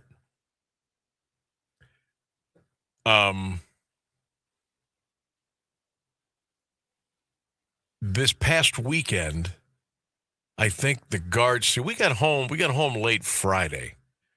So I wasn't like scrambling around looking for games Friday night, but once we got home and unpacked and about 10:30, 11 o'clock. And I'm like, where's the Guardians at? 7:15. Where are they? Are they on Apple tonight? Are they on Pro? Where are they? And, of course, the game was over by the time I was looking for it. And then Saturday night, they were on Fox. And then last night, they were on NBC and Peacock. So those were easy to find. Now, tonight, it looks like, okay, 7:45 first pitch, 79 degrees, 17-mile-an-hour winds. Great. That's probably why the total is what it is. The ball probably is not going to fly out tonight at all. You can watch on Cardinals TV or CLE Guards. So that's where you can find the Cleveland St. Louis game tonight if you want to watch it, or you can listen to Hammy. Nobody does it better. Mariners lead the Astros by the score of 3-0. They're in the second inning today out in Seattle. So the Guards and the Cards tonight. Same deal tomorrow, 7:45. And then Wednesday is an afternoon game. They will play at 1:15. So a little getaway day there, which is good because the Guardians are coming right back home and going to play the next day. They got the Orioles coming in Thursday, 6:10, Friday at 6:10, Saturday at 6:10, and then Sunday at 1:40. So maybe the Guardians will catch a little break there in the schedule. Actually, they're catching a little break now with the Cardinals. St. Louis is not very good. But, I mean, Cleveland's played the Mariners. They've played the Cubs. They've played – who else did they play early in the season. Didn't they play LA too? Yes. Yeah. No. Did they play? I thought they played the Dodgers.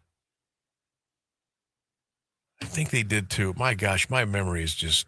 I remember we were so horrible. We were so impressed that they came out of the West Coast. Oh, that's right. They started out west. You're right, because they went Seattle, L.A., and then they came home for the Cubs. Okay, you're right. Yeah, because I remember they beat the Dodgers like 3 times, and even I thought that was pretty insane. So, okay. So, they played a really good schedule. So maybe they'll get a little break here the next couple of days with St. Louis, and then they come home to play the Orioles in a 4-game set Thursday, Friday, Saturday, and Sunday. A little bit more on the ball game tonight with Gavin Williams going up against Matthew Liberatore. Cardinals are 5-4 at home this year. So they've played 9 of 17, have been home. Cardinals are 3-0 in games where they've actually out-hit their opponents. Guardians, 5-5 on the road. They are 9-7 overall. Cleveland has gone 7-2 in games where they record at least 8 hits. Interesting. Jordan Walker leads the Cardinals with 9 extra base hits. Ramon Urias is 6 for 26 with a couple of doubles and a couple of home runs over his last 10 games, so he's hot. Chase DeLauder leads the Guardians with 5 home runs, a .680 slugging percentage. Angel Martinez, 12 for 35 with 2 doubles, a home run, and 6 ribbies in his last 10 games. That's pretty good. St. Louis 5-5 in their last 10. They've been outscored by 14 runs total in those last 10. Guardians are 6-4 in their last 10. Their team batting average is only .243. Their earned run average as a team is .378. Injury situation, Gabby Arias, 10-day hamstring. George Valera, 10-day calf. Andrew Walters, 15-day lat. Hunter Gaddis, 15-day forearm. I think it's going to be just a little bit before those guys are swinging back in action as far as the Guardians are concerned. Now, just looking at the baseball standings, and I'm just going to look at the American League here. Most, if not everybody, has played at least 15 games. Most have played 15. Some have played 16. Baltimore is on top with the Yankees in the East. They're 8-7. Tampa Bay's 8-7 too, so we got a 3-way tie for first there. Red Sox a little slow out of the gate at 6-9. The Blue Jays surprisingly a little slow out of the gate at 16-9. We'll go with the West, then we'll pop into the Central. The A's are 8-7. The Rangers are 8-7. The Angels are 8-8. Seattle was 7-9, and the Astros are off to a 6-10 start. Astros have lost 7 in a row. What's going on with them? A's have won 5 in a row. What's going on with them? Texas 8-7. That's the club that we went to watch last week. I think that's what they're going to be. I think they're going to be about a 500 team. Really don't. I mean, Corey Seager's got a good stick. Texas just doesn't. Well, they won the World Series a couple years ago, and a couple guys left, and I think they're going to be a 500 team. Now let's go to the Central. Guardians and the Twins are on top of the division at 9-7. I don't think Minnesota will keep up the pace that they're at. They are 7-3 in their last 10. They've been a little hot. They've won 2 in a row. I don't see that happening all year. Then Detroit is 7-9. Kansas City is 7-9, and the White Sox are 6-10. White Sox are going to lose over 100 games. I don't think Kansas City is going to be there. I do think Detroit eventually will get it together. Good, Dylan Dingler had a big 3-run home run last night for Detroit. It's going to be Detroit, Cleveland, I think. I think it'll be 1-2. But again, we're only 15, 16 games into the season. Got a long way to go. Injuries are going to happen. Pitchers are going to go on the disabled list. Guys are going to get called up from AAA. Cleveland 4-2 at home. They've scored 58 runs. They've given up 67, so -9 in the differential. As mentioned, they're 6-4 in their last 10. But I don't think it's crazy to think that they could take 2 out of 3 from St. Louis. And you come home and you can maybe split with Baltimore. Maybe get lucky and take 3 out of 4. So let's say you win 5 out of your next 9. I'm good with that.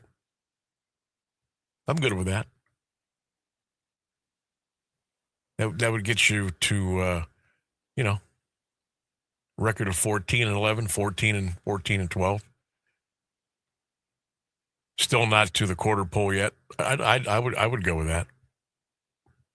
Now, last night, holy smokes. Last night, the Guardians were so bad that I looked hither and yonder for a post-game press conference with Stephen Vogt. And I know it's out there because I heard some of his comments this morning. But, man, I can't find it anywhere. And not that we would have played it after a 13-1 loss, although sometimes those are the good ones. When the team gets whooped up on pretty good, sometimes the managers, he'll give you a little something. But last night was ugly, man. Last night was just ugly. 13-1. They were never in it. Tanner Bybee, again, looked like he saw a ghost out there. And going back to my original question today, is Tanner Bybee, is he truly an ace for this pitching staff? Is he the front of the line guy that you want to run out there to begin every series against your competition? And are you going to feel good about it? On the road, at home, wherever.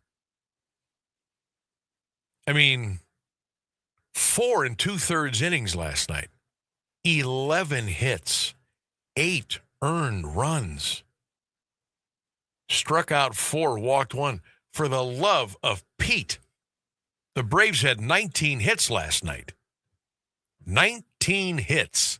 Austin Hedges had to come in and finish the game last night. And also there was a question early in the show when we came on, Sam, would you have left Tanner Bybee in there as long as Stephen Vogt did? And the answer is no. He gives up 3 in the second, 2 in the fourth, and then they come back with a 4 spot in the 5th. And he could not get out of the 5th inning. I probably, you know what? Easy for me to secondhand guess here. But after giving up 3 in the second, 2 in the fourth, already appeared to have some control problems. Now, he didn't walk a ton of guys, but, Tanner, deep in the count, he's always getting deep in the count. And I probably would have yanked him about 2 batters into the 5th inning. I would have taken him out. I just don't know if he is an ace. Is Tanner Bybee truly an ace? I'm not trying to swerve your opinions here, but I'm asking you by telling myself I don't think he is. And again, it's early, but they signed him to that extension, believing and thinking that he was going to be a true ace of this ball club.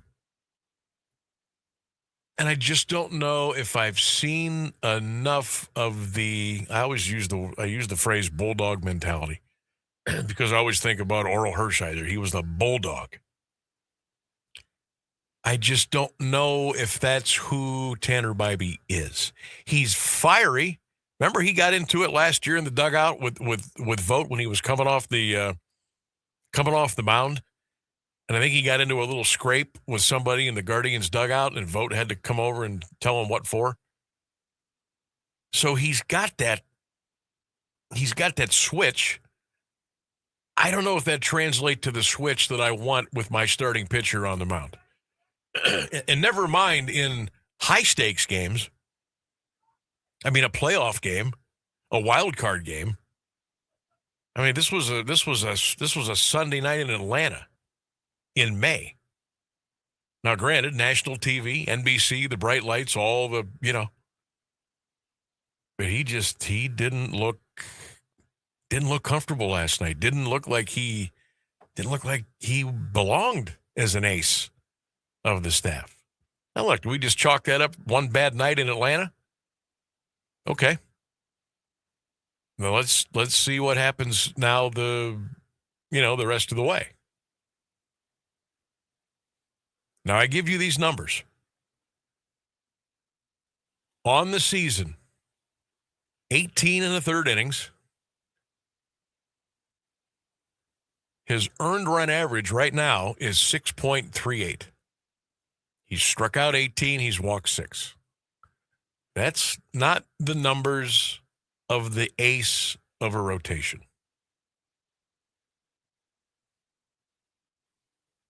Oh and 2. The whip is 1.64.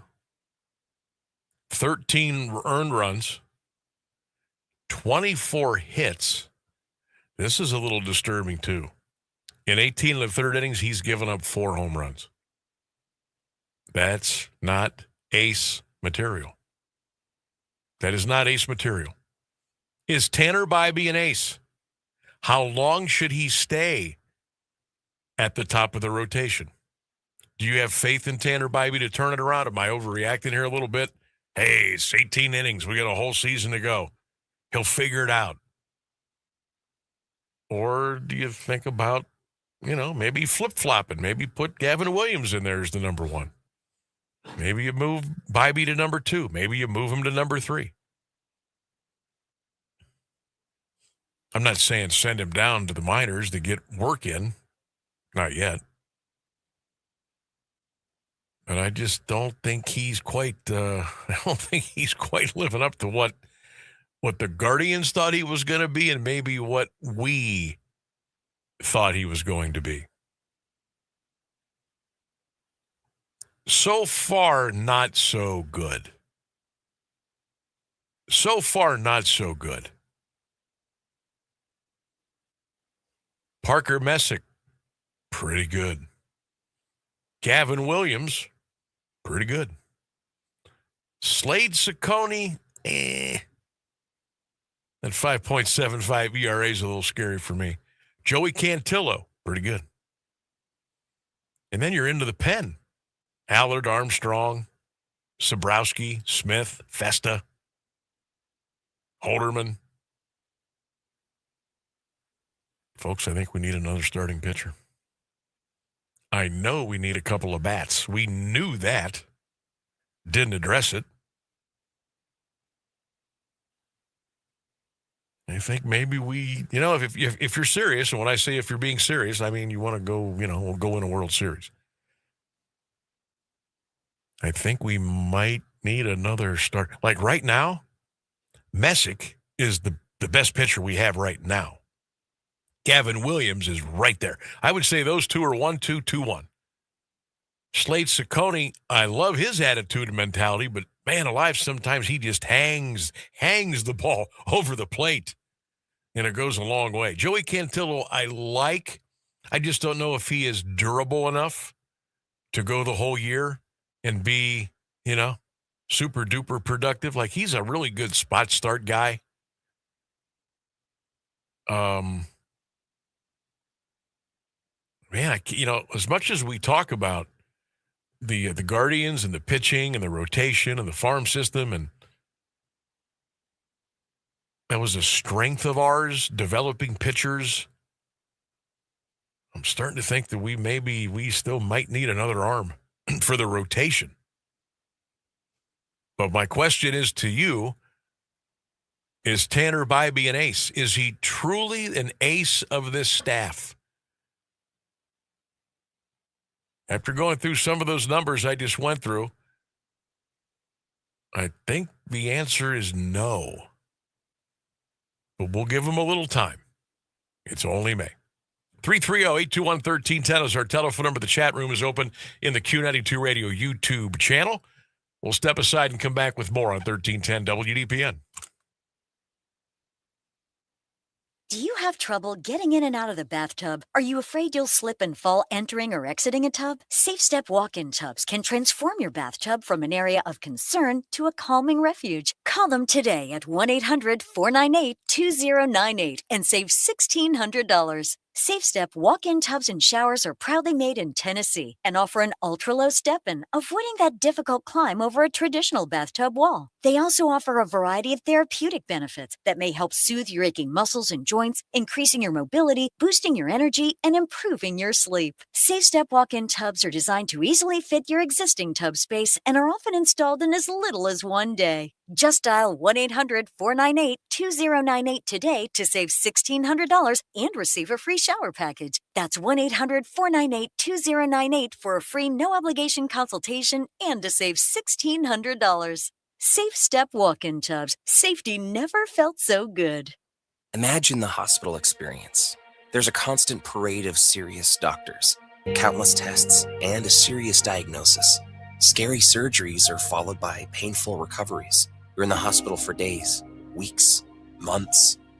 Now imagine you're a child. This is why Starlight exists. Starlight programs help kids in the hospital cope, build resilience, bolster confidence, and change their outlook. Because happiness matters. Visit starlight.org to learn more. The impact of a meal goes well beyond feeding our bodies. Because when people don't have to worry about where their next meal is coming from, they can truly thrive. Like Marta. And now we'll hear from our class valedictorian, who with our hard work never ceases to amaze us. Please welcome Marta Moreno.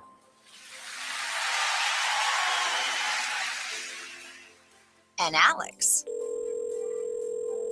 Hey, Alex, how did the interview go? I did it. I got the job. I can't believe it. I knew it. Let's meet up later to celebrate. And Diego. Mom, I got first place at the science fair with my volcano project. That's amazing, sweetie. Congratulations. Because when people are fed, futures are nourished, and everyone deserves to live a full life. Join the movement to end hunger at feedingamerica.org/actnow. feedingamerica.org/actnow. A public service announcement brought to you by Feeding America and the Ad Council.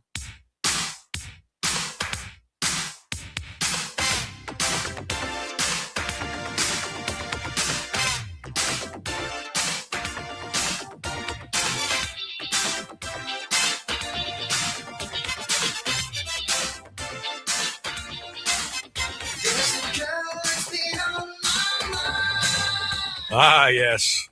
The conversations off air are always exquisite. 3 minutes until we get you to the top of the hour. Do not have anger issues. News and weather coming up here at the top of the hour. Our poll question today, if you could play a round of golf with any PGA Tour player, past or present, who would it be?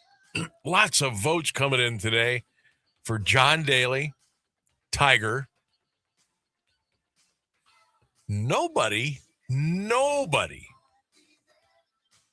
has said Phil Mickelson. Nobody. Let's see. Hall of Fame City checked in to answer. He says, to party, Daly and Dustin Johnson. To play, Jack and Tiger. I heard a national guy go on the show last week, and he said two of the best courses in Ohio are Shady and Brookside, both in Stark County. No kidding. Yeah. I have not played Brookside. I have played Shady. Long time ago. Great courses. Brookside's undergoing a big renovation, I guess. It'll be cool to see how that all plays out. Sam, I'd love to play it around with Jack Nicklaus in his prime. Wow, what I could learn by watching him. Another vote for Tiger. Fuzzy Zeller picked up another one. Nobody has said Tom Watson. Nobody has said Tom Weiskopf. Nobody has said Bubba Watson. Nobody has said... Okay, we do have one, Chichi Rodriguez. Come on. That would be fun. Let's see here. Who else we got? Here's another one for Tiger. Craig Statler getting a lot of love today. That's fun. Another one for John Daly. Sam, I would love to play a round of golf with John Daly, but there's no way in hell I'm giving him the keys to drive the golf cart. That might be fun. Yeah, Could be exciting. You could meet your maker too. You never know what's going to happen in that situation. Old John, you never know. Another one for Tiger. Another one for Jack. Another one for Rory. Not that many for Rory. That surprises me a little bit. Got one here for John Rahm. That's the first one he's got. But if you're going to play a round of golf with a PGA Tour pro, past or present, who would you like to play a round of 18 with? Get those comments in the Sam Bourquin Show Facebook page, Q92 Radio YouTube channel in the chat. You can always call 330-821-1310, or you can text us as well. 2 hours in, one more big hour to go. Lots to get to here on the Sam Bourquin Show. 1310 WDPN. The news and weather is next. An Alliance tradition for over half a century. You can always count on WDPN Alliance. News, I'm Michelle Franzen. The man accused of throwing a Molotov cocktail at the home of OpenAI CEO Sam Altman is now facing federal charges. Here's ABC's Mike Dubusky. Texas man Daniel Moreno-Gama is being accused of throwing a firebomb at the house of Sam Altman last week, sparking a fire. Police say they later discovered writing from Moreno-Gama, including a list of investors, board members, and executives at prominent AI companies that he allegedly intended to kill. Sunday, in a separate incident, Altman's house was shot at, police say. They now have 2 people in custody. After U.S.-Iran talks broke down, President Trump says the U.S. military has imposed a blockade on the Strait of Hormuz. The president also facing backlash over his criticism of Pope Leo, who called for the war in Iran to end. Pope Leo says he has no fears of the Trump administration and will not stop delivering his message of peace and preaching the gospel. On Wall Street today, stocks ending up, oil climbing once again due to uncertainty with the war in Iran. This is ABC News. Workdays can be unpredictable, but your workwear shouldn't be. With a Cintas Apparel Plus program, you'll have freshly laundered garments for everyone on your team delivered every week. Cintas has workwear for just about any job imaginable, with high-performance fabrics and an uncompromising fit that stretches and moves with you. Don't leave looking and feeling good to chance. Visit Cintas.com. Oh, I'm ready! And get ready for the workday.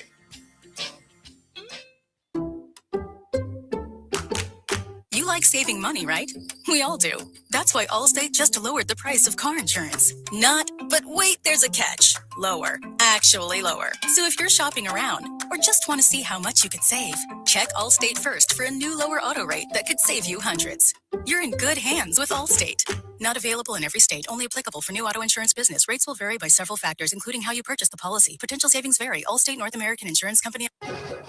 Now, the latest Alliance area news from Jeff Mears on AM 1310 WDPN. Good afternoon. It's 5:02. The National Weather Service is warning that strong to severe thunderstorms could move through northeast Ohio tomorrow night. Storms may develop late Tuesday into the evening across Stark, Mahoning, Portage, and Summit counties. The main threats include damaging winds and large hail, with an isolated tornado not ruled out. The complete forecast with Mark Johnson is on the way. Commuters were slowed down in Stark County after a crash on I-77 northbound. ODOT says traffic was backed up as far south as Bolivar around 7:30 this morning, following a crash south of Full Street southwest. The East Sparta Fire Department says the two-car collision did not result in any injuries. The scene was cleared, and traffic was moving normally again by about 8:45. A woman is facing charges following an alleged domestic incident in Canton. 36-year-old Desiree Bradley of Canton was arrested Saturday in connection with an incident involving her live-in partner. She is charged with felonious assault, domestic violence, and resisting arrest. Bradley allegedly used a knife to injure the victim Saturday and then resisted officers by using her weight to delay being placed in a cruiser. She is scheduled for arraignment tomorrow in Canton Municipal Court. An arraignment is set for tomorrow in Canton Municipal Court for a Canton man accused of firing a gun inside an apartment building. Canton police say 66-year-old John Longmire was arrested Sunday night at a complex in the 2100 block of Tuscarawas Street East. He allegedly fired a handgun inside his apartment, and the shots entered 3 other units. No injuries were reported. Longmire faces charges including having weapons under disability and improper discharge of a firearm within city limits. A Canton man's case is now moving to a Stark County grand jury. 26-year-old Caleb Weston was bound over Friday in Canton Municipal Court after he waived his right to a preliminary hearing. He faces charges including felonious assault, aggravated robbery, and criminal damaging. The charges stem from multiple March incidents. Weston allegedly threw a metal rod at a man, causing a face injury, and kicked in a door during a separate confrontation at the same apartment on Allen Page Drive Southeast. A related criminal damaging charge remains pending in municipal court.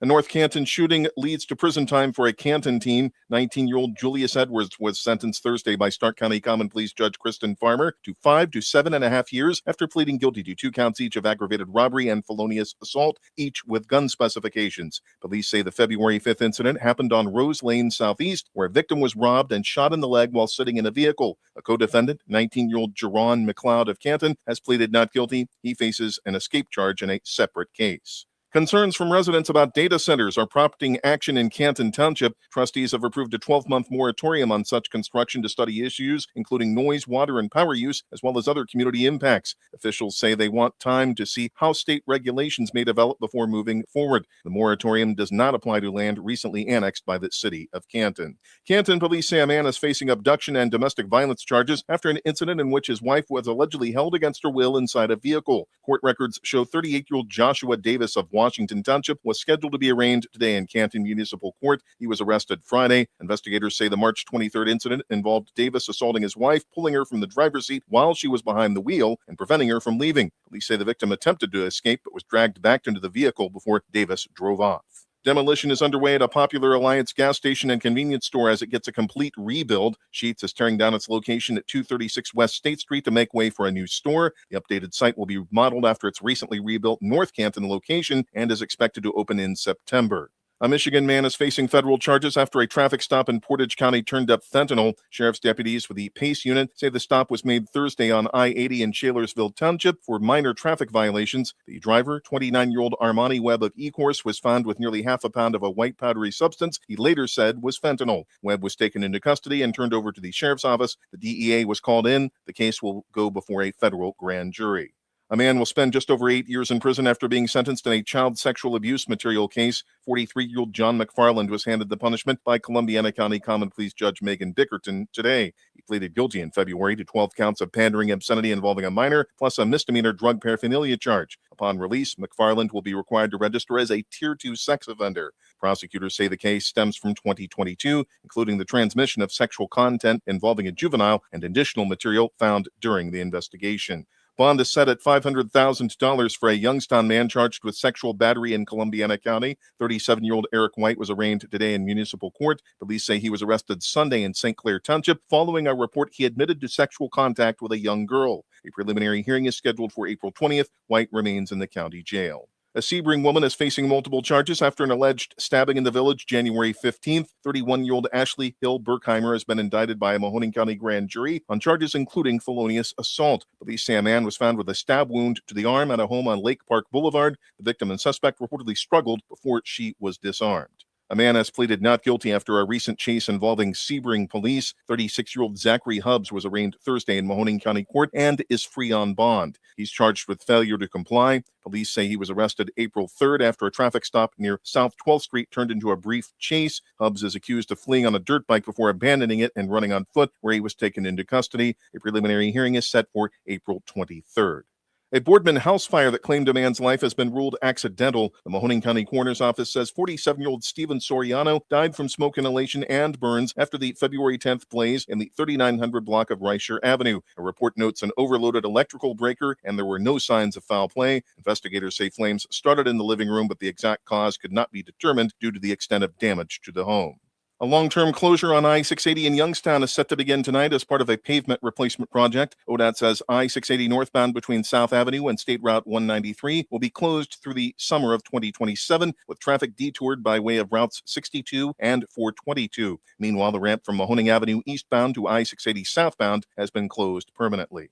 A postal worker is safe after Warren police say he was shot at while delivering mail over the weekend. Officers say the incident happened Saturday on Sheridan Avenue Northeast, where the worker reported a masked man on a red ATV fired a pellet gun. A second ATV was also seen in the area during the incident. The postal worker was struck several times, but was not injured. It's 76 degrees and Alliance at 5:09. This is the local edition of WDPN News. I'm Jeff Mears. Meteorologist Mark Johnson has the latest forecast on AM 1310 WDPN. Cloudy skies for the most part through the afternoon. Could be an isolated shower in one or two spots. Our high 74 degrees. Overnight, more widely scattered showers after midnight with a low of 62. From the 3 News Weather Center, I'm Mark Johnson. Live from the AM 1310 WDPN studio, it's time for live and local sports talk. It's the Sam Bourquin Show. I'm ready. Give the show a call at 330-821-1310. Good call, meatball. Watch the Sam Bourquin Show on the AM 1310 Facebook page, the Q92 YouTube page, and on X. This is the Sam Bourquin Show on AM 1310 WDPN. Yeah, 2 experienced All-Stars went healthy as Tyson Curl. This team could be a sleeper next year as Tyson Strang is good. Oh, boy.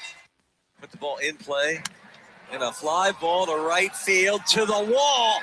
And clear the deck! Cannonball coming!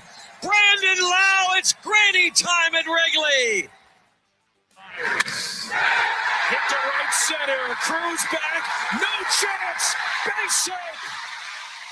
Kingery scores. Cubs win. First pitch of the day. Ohtani is all over it. A towering shot in the air to right, and it is gone. Lots of first pitch strikes, total strikes. Fly ball down the left field line. That one's deep. That one's got a chance, and it's gone. Dylan Dingler, 2-out, 3-run home run on an 0-2 pitch. His year again. Rory is a rare repeat winner at Augusta.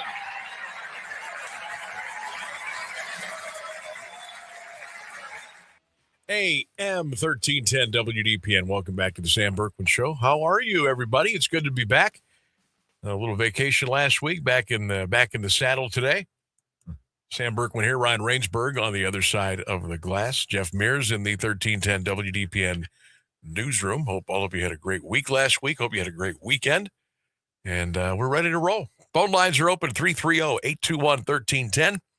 The Q92 Radio YouTube channel.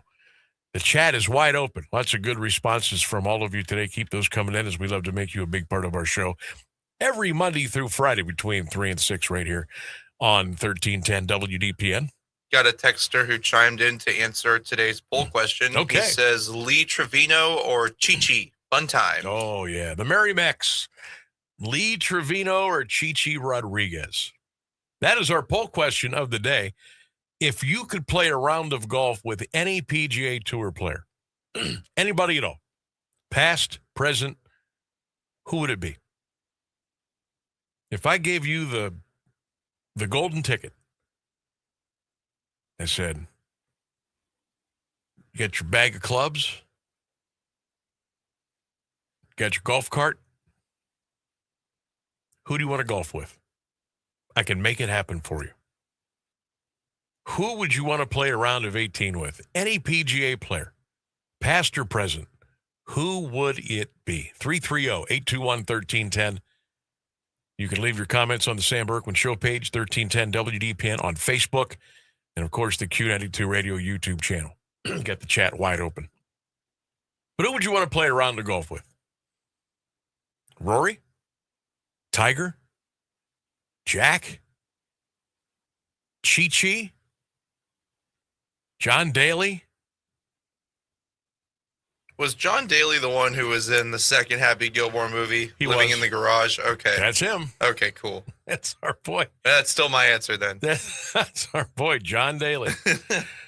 Who would you want to play around the golf with? Former PGA player, past, present?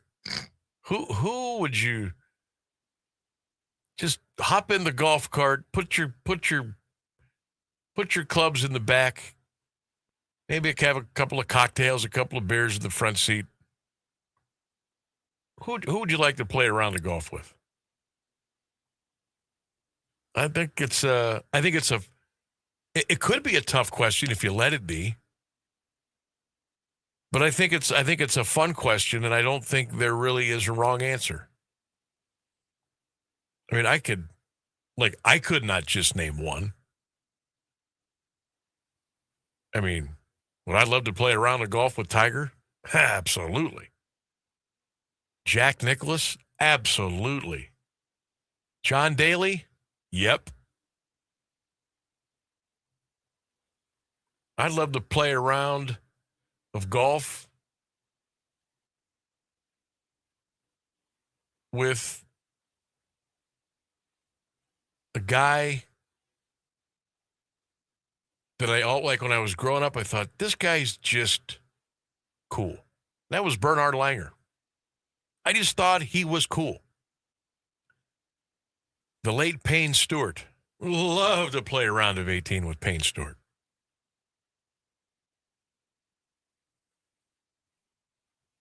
Now a lot of the comments are coming in and referencing Caddyshack. Yep. And Happy Gilmore. Now after this has had a couple of hours to percolate, now here come the nonsensical answers to our poll question of the day. How many people are saying Rodney Dangerfield? Chevy Chase. I just got about 4 or 5 of those coming in. God, would you really want to golf with Chevy Chase's character? I guess it would be interesting at least. Yeah. You never know what he's going to say. Yeah. Be the ball, Danny. Be the ball, Danny. Who was the Ted Knight? I think. I mean, that would be. Can you imagine playing 18 holes with him? Chevy. You know who would be? I don't know. I think it'd be fun to play 18 holes with who was the caretaker? Oh, what, Bill Murray? No. The guy that ran the course. He was also the bookie and everything else. What was his name? He's oh my gosh, he's been in so many shows and some sitcoms and movies. I mean, he looks nothing like he did then when he was at Caddyshack. What was his name? I don't even remember what his name was in the movie. Nah, I gotta look it up. Hold on. Oh, that's going to drive me nuts. I'd love to play around the golf with him. Guy's trying to run a golf course, and he's trying to take care of the caddies and keep Bushwood on the up and up, but he's got bets running at the racetrack. He's got over-unders with he's booking bets on the course. What is his name? He was in The Middle, the sitcom The Middle. He was is it Ted Knight? Mr. Ellert. He ran Ellert, but no. What is his name? He was in so many shows. This is going to drive me insane. I do this at least once a show. I bring up a name or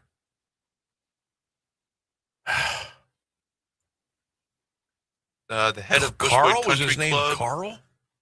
No, that was Murray. Yeah, that was Brian Doyle Murray. So who was the guy that Like he was in charge of the caddies. And he, like I said, he was booking bets and he was going to the racetrack and he blew a gasket when they were they were horsing around and they knocked the gumball machine over and it broke and he lit into everybody. I cannot remember his name for the life of me. I have to, it'll come to me. Probably about 9:00 tonight. I wouldn't mind playing a round of golf with him. Bill Murray, that would be an absolute hoot. But who would you want to play a round of golf with? 330-821-1310. Anybody on the PGA Tour, past or present? Just, take 3-4 hours and go play 18. And go have some fun. Tell some stories. Have a beer or two. Or 12. Who would it be? Another vote coming in for Jack Nicklaus. Ken says Lee Trevino. Another one for Sevi Ballesteros. John Daly. Melvin Stickle checking in. Melvin, hope you are well. Another one for Chi-Chi. There, we got our first one for Bubba Watson. Timothy Abrig checking in. I'd like to play around with Scotty Scheffler. That would be outstanding. Joe says Michelle Wee. She's hot. Let's see here. Dave says Arnie. Loved Arnold Palmer. Dougie says Tiger Woods. No doubt. Ken says, Sam, I worked at, oh my gosh, I forgot about Ophir's. He says he worked at Ophir's Golf Shop all through the 80s. 10 years. Got to meet a lot of the old guys like Lee and Jack. Forgot about Ophir's over there on Fulton Road. The golf shop. Yeah, George is with me here. It says he's Brian Doyle Murray is who you're thinking of. Oh, Lou Loomis, the head of the Bushwood County Countries Club. Yeah, okay. I had it right the first time. Yeah, Brian Doyle Murray. All right. Yeah. He's a hoot, man. He was funny. Another one for John Daly. Is he related to Bill Murray? Boy, now I don't want to answer because I don't want to not know the right answer. Yeah. Okay. I'm sure somebody out there knows. Brian Doyle Murray is Bill Murray's older brother. Okay. Cool. All right, good. All right, we got that all figured out. So, yeah. That was a quick turnaround on that for us. Yeah. It only took us a minute. It was like a minute or two. It's fine. I mean, who else would, in the movie Caddyshack and who would you like to golf with on that set? It would be, it'd be I'd probably pick Bill Murray over Chevy Chase, but it certainly would be a treat to see Chevy Chase just out in the world doing stuff. That would be fun. He seems like a very fascinating individual. And what about Happy Gilmore? That movie. Those fine actors and actresses. Who would you like to play around the golf with on that set? Oh, Shooter McGavin all day. That guy, I can never remember that actor's name, but he's great. Oh my God. He's always great in everything. And I keep thinking about the giant. I believe that ball belongs to Mr. Gilmore. Yeah. The big giant with the nail going through his head. Called him Frankenstein. Oh God, I gotta go back and watch Happy Gilmore. Yeah, watching Happy Gilmore 2 just really makes you want to rewatch Happy Gilmore. Yeah. I've pretty much been wanting to watch the first one since I watched the second one when it came out. Yeah. 2 wasn't horrible. It was fine. Happy Gilmore is probably a movie you probably didn't need to do a sequel. Super did not need a sequel. You really didn't need to do it, but they did. And it wasn't like vomit awful, but you can take it or leave it. I mean, I watched it all the way through. I'm glad they did that over Billy Madison too. That would have been way worse. Yeah, I don't think we need to do that. You really can't make a sequel to Billy Madison. I mean, I would love to play a round of golf with Adam Sandler. No, I think it'd be cool. That would be an absolute hoot.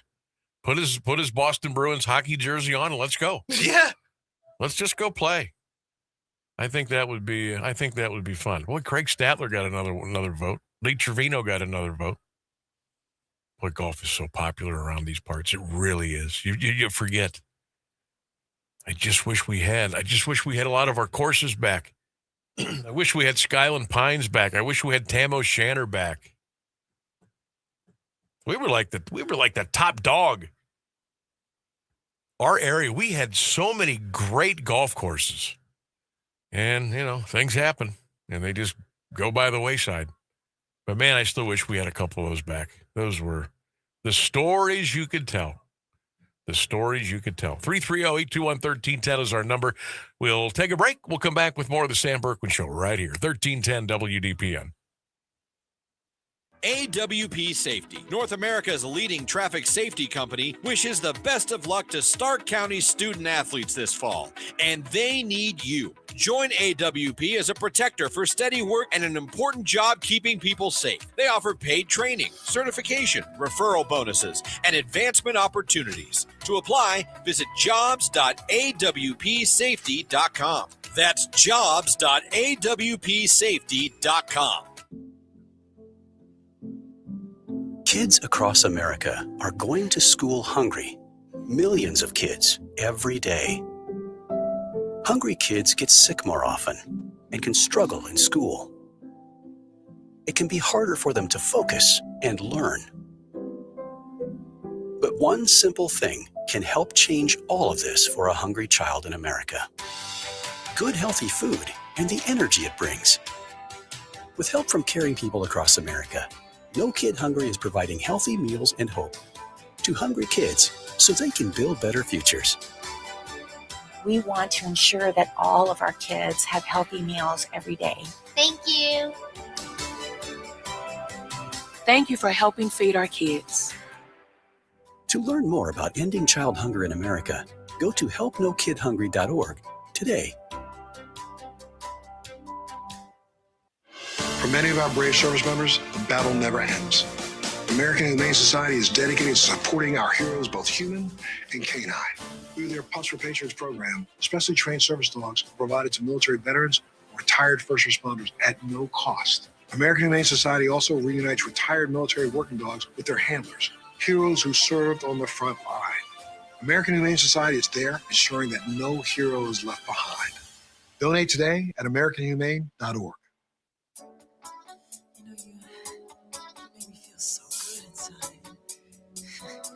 I always wanted a girl just like you. Such a purity. Pretty young thing. Where did you come from, baby? And ooh, won't you take me there right away? Won't you, baby? Talking about who he would love to play a round of golf with. Anybody on the PGA Tour, past or present? The names just keep coming in. And of course, the last 15 minutes, they've kind of rolled into, well, I'd like to play a round of golf with Chevy Chase. I'd like to play a round of golf with Adam Sandler. Any PGA Tour person or anybody who's been in a movie about the PGA Tour played a golfer apparently now. Keep those comments coming in the Sam Bourquin Show page on Facebook, AM1310 WDPN. Q92 Radio YouTube channel. We got the chat open. And don't forget, you can listen and watch our show Monday through Friday, 3 until 6. 1310 WDPN on Facebook, on X, the Q92 Sports page on Facebook. It's all over the place. Also on YouTube, Q92 Radio YouTube channel. We talked a little Cavs when we opened today, because now we know who the Cavaliers are going to play. We know who's going to be in the we know most of what's going to happen with the first round of the East and the West. Of course, you got the play-in bracket. East, you've got the 7 seed Philly against the 8 seed Orlando. Then you got the number 9 Charlotte, number 10 Miami. So you will get 2 teams to advance out of there. I was watching the Cavs last week, and Amazon was announcing that they have all those games on Prime. Apparently. Yeah, this is the first year of this 11-year, $77 billion television contract. Yes, I said billion. That the local affiliates, your local hometown TV, play-by-play, and color analyst folks are not able to do the playoffs anymore. They used to be able to do the first round, and then it was all nationally after that. Well, those days are done. So you won't get John Michael anymore. You won't get Austin Carr. You won't get Kaylee. You won't get Serena. That's it. It's over. It's all national. And by the way, the Cavs and the Raptors, they have the Saturday 1:00 game. Yeah. And it's on Amazon Prime. And I will remind you numerous times throughout the week that that's where you're going to be able to find that game. But yeah, there's no more local flavor for the first round of the NBA playoffs. Used to get that over the years. Not anymore. So the Pistons will play the 8th seed, whoever the play-in winner is. Boston will play the 7th play-in winner. Knicks, Hawks, Cavaliers, Raptors. In the West, Oklahoma City against the 8th. Spurs will play the play-in 7. 3rd seed Nuggets against the 6th seed Timberwolves. And then the 4th seed Lakers against the 5th seed Houston Rockets. Cavs and Raptors, by the way, Saturday at 1 p.m., right in the middle of a Saturday afternoon. Boy, I hate that. But that's when they play. On this day in sports history, Hank Aaron debuted with the Milwaukee Braves in 1954. 1963, the New York Mets played their first home game. The game was played at the Polo Grounds. How about this? 1963, Pete Rose of the Cincinnati Reds got his first hit in the major leagues. 1979, you remember this? The world's longest doubles ping pong match ended after 101 hours. Straight ping pong for 100 hours. 1985, Howard Cosell was a guest on Saturday Night Live. On this day in 1986, Jack Nicklaus, at the age of 46, won his 6th Masters. On this day in 2009, the New York Mets opened their new stadium, Citi Field. And on this day, C.C. Sabathia picked up his first ever major league win with the Cleveland Indians. Sabathia, 6'7", 260, now 20 years old. His second major league outing. The wind and the pitch to him.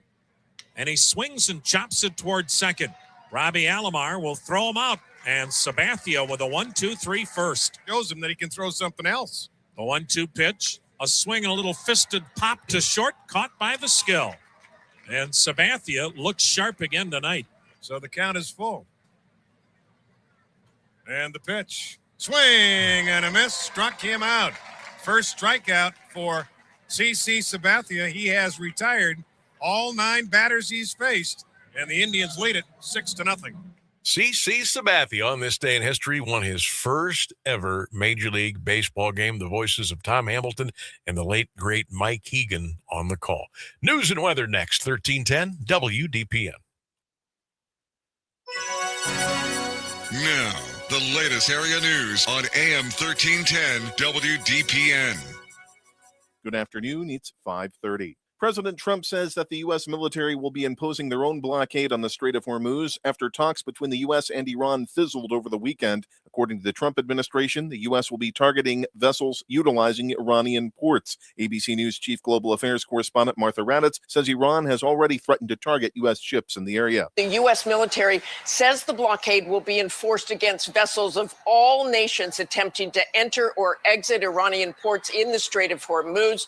U.S. forces stress they will not impede the navigation of boats coming to or leaving from non-Iranian ports. It's not clear how the blockade will be enforced or whether ships moving within the strait will allow searches from the U.S., or, of course, whether any ships will even enter the strait. Pope Leo XIV has responded to President Trump's criticism over the U.S.-Israel war in Iran, saying the Vatican's peace appeals are rooted in the gospel. Speaking today, Leo emphasized that his message is not a direct attack on Trump, but a call for peace. The president criticized the pontiff on social media and to reporters, accusing him of being too liberal. Leo suggested over the weekend that a delusion of omnipotence is fueling the U.S.-Israel war in Iran. In a social media post, Trump accused Leo of being weak on crime and foreign foreign policy. He also criticized Leo for opposing the U.S. attack on Venezuela. One of the leading Democrats in the California governor's race has now suspended his campaign amid reports of allegations of sexual assault and misconduct. Congressman Eric Swalwell wrote that he is deeply sorry for mistakes in judgment he's made, but denied committing any crimes. More from ABC News senior political correspondent Rachel Scott.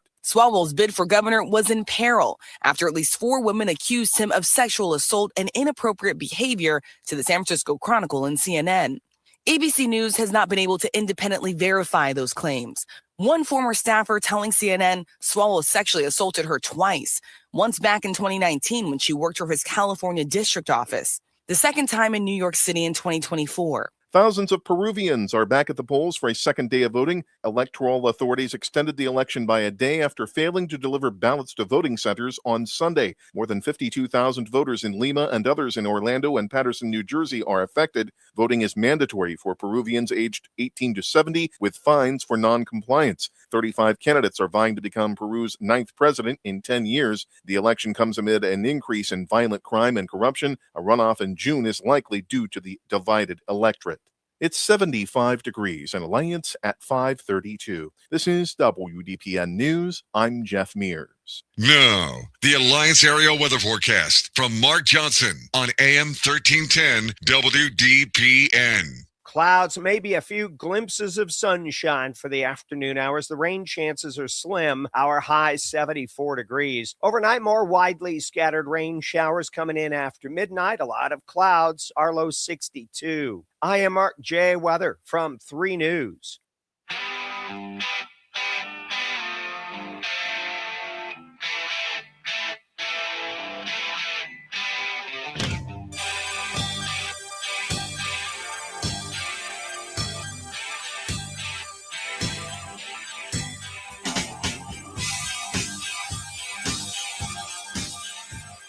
One more big half hour to go here on the Sam Bourquin Show. Welcome back, everybody. 1310 WDPN. You can listen and watch on WDPN Facebook, on X, the Q92 Radio YouTube channel. You can also follow me at Sam Bourquin 16 on X and on TikTok at Sam Bourquin 16. Let's see here. Yeah, 1986, which we just talked about on this day in sports history. We've been talking a little bit about Jack Nicklaus today. He was 46 years old when he won his 6th Masters. Phenomenal. Just phenomenal stuff right there. Is that the most anybody's ever won? You know what? I don't know. Ooh. Jack was up there. Tiger is up there. I don't know if Watson had that many. I don't know if Gary Player had that many. Well, hey, check this out. Jack Nicklaus holds the record for the most Masters victories with 6 titles. So he is the leader. Okay. Good for him. And he got his 6th at 46. That's just how good he was. He still looks great. And I know Jack is, gosh, he's got to be in his 80s. But he still looks so good. He just, he does a few more interviews now, more than he used to. Obviously, as a player, he didn't. I don't think Jack really loved the media when he was playing. But, as time goes by and decades go by and records are broken and records are kept, and he just kind of warmed up to it. And whether he would be hosting his tournament at the Memorial down in Muirfield, just outside of Columbus, or if it was the Masters or, any of the majors, he just, later in life, he just kind of embraced everything. And he just looks good. He looks happy. I thought that was who I had to look up last week for Keller. Jack Nicklaus is 86. 86. He looks good, man. He really does. It's going to be a sad day when we lose the Golden Bear, but hopefully that is not for a long time.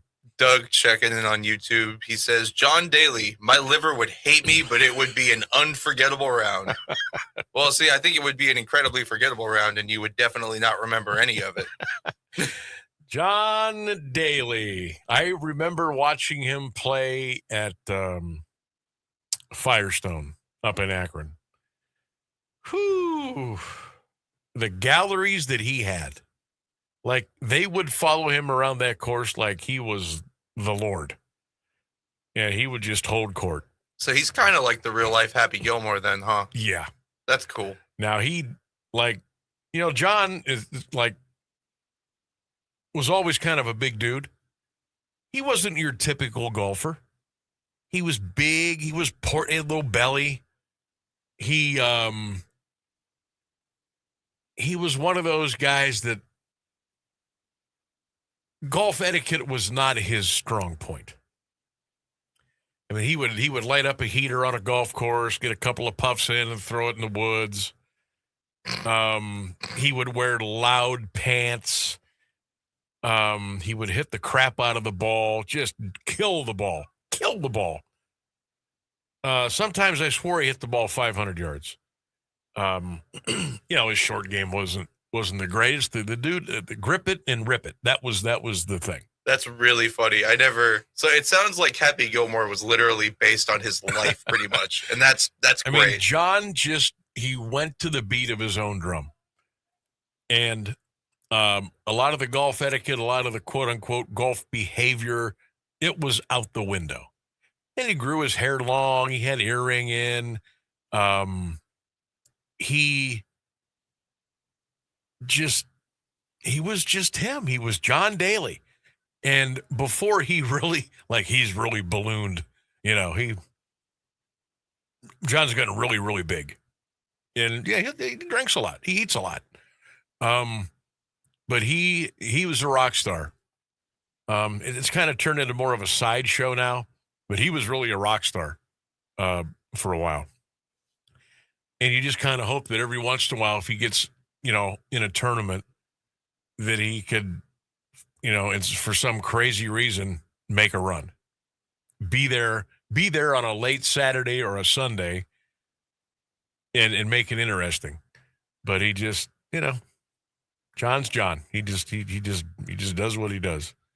But he is one of the true characters of the sport of golf. There's no doubt about it.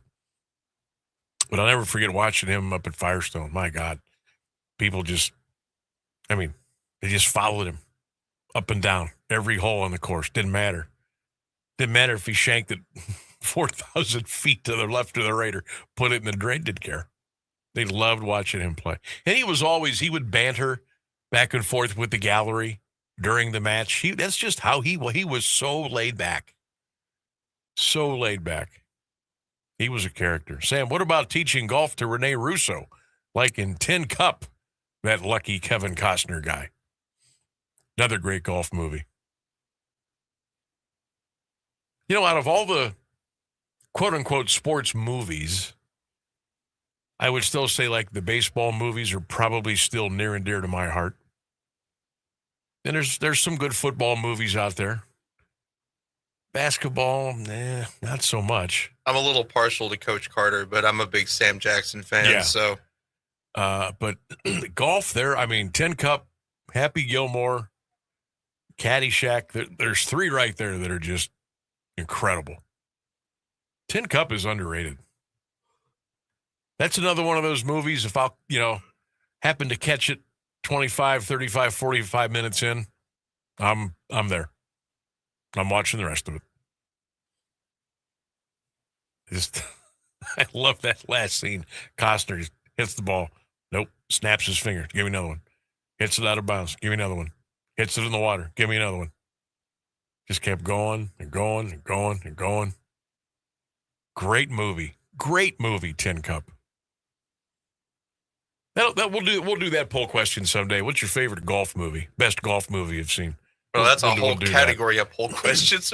What's your favorite football movie? What's your favorite basketball movie? Oh, hey, we're putting those all in the back pocket for down the road. You better believe it.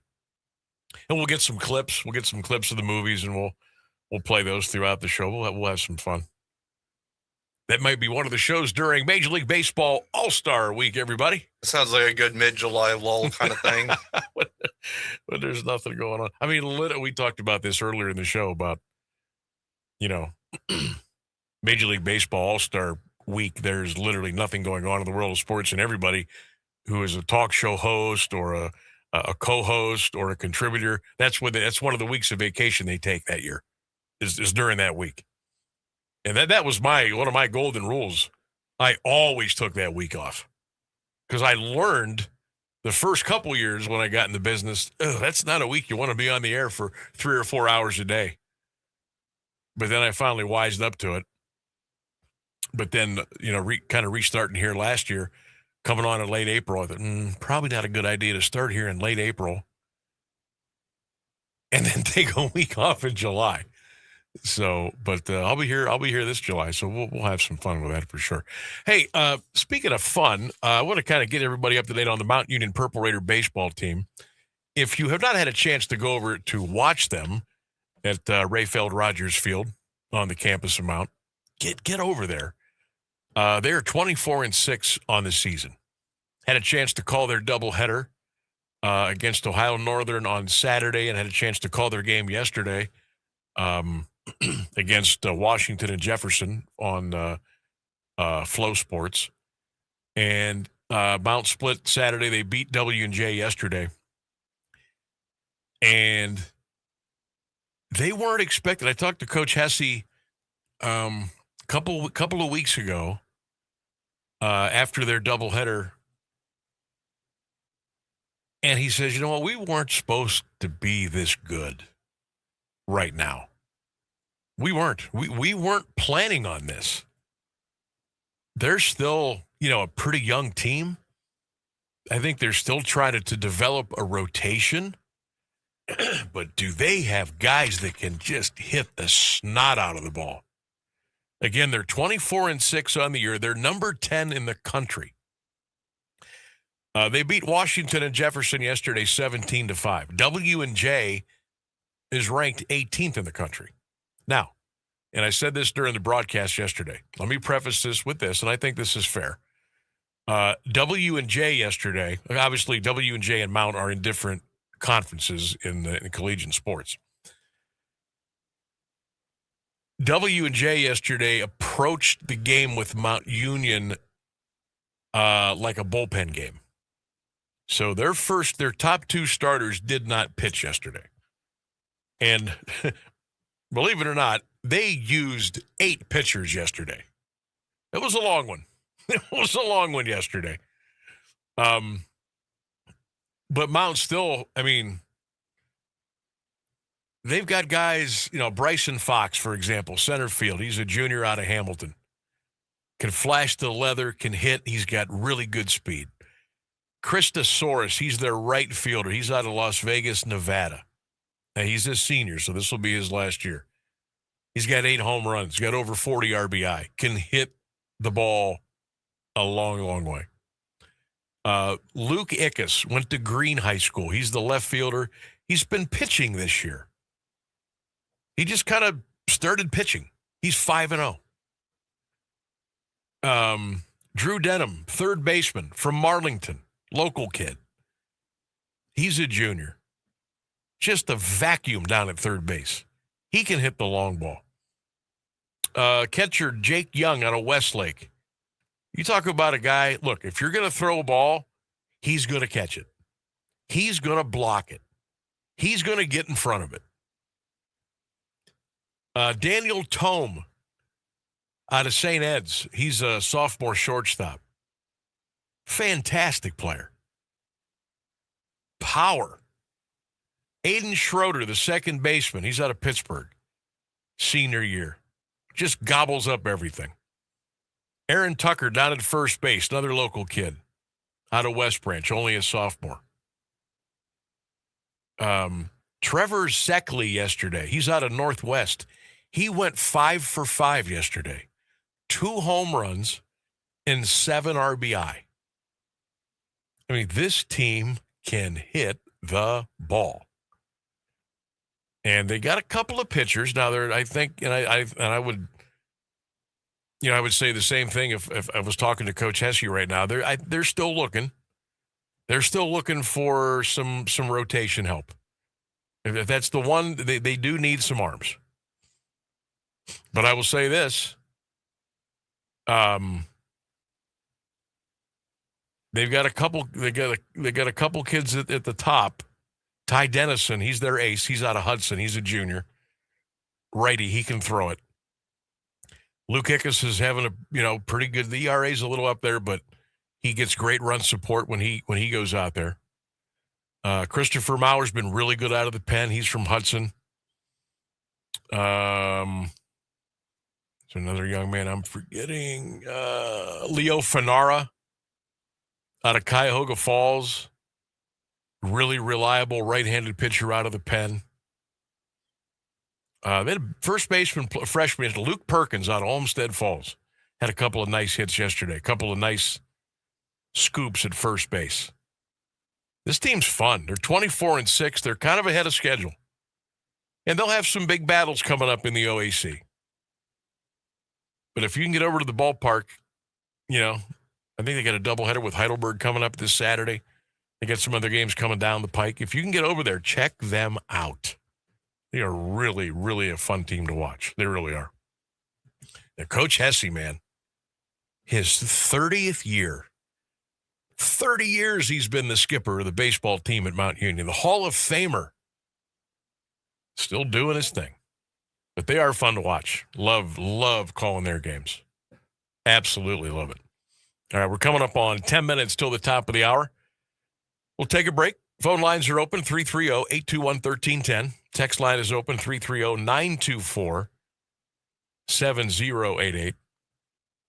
When we get back, we'll get back into our poll question of the day. If you could pick a PGA golfer, past or present, to play a round of golf with, who would it be? We'll also take a look at some of our top high school baseball teams in the county.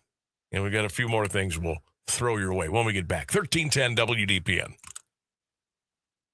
Do you have trouble getting in and out of the bathtub? Are you afraid you'll slip and fall entering or exiting a tub? Safe Step walk-in tubs can transform your bathtub from an area of concern to a calming refuge. Call them today at 1-800-498-2098 and save $1,600. Safe Step walk-in tubs and showers are proudly made in Tennessee and offer an ultra-low step-in, avoiding that difficult climb over a traditional bathtub wall. They also offer a variety of therapeutic benefits that may help soothe your aching muscles and joints, increasing your mobility, boosting your energy, and improving your sleep. Safe Step walk-in tubs are designed to easily fit your existing tub space and are often installed in as little as one day. Just dial 1-800-498-2098 today to save $1,600 and receive a free shower package. That's 1-800-498-2098 for a free no-obligation consultation and to save $1,600. Safe Step walk-in tubs. Safety never felt so good.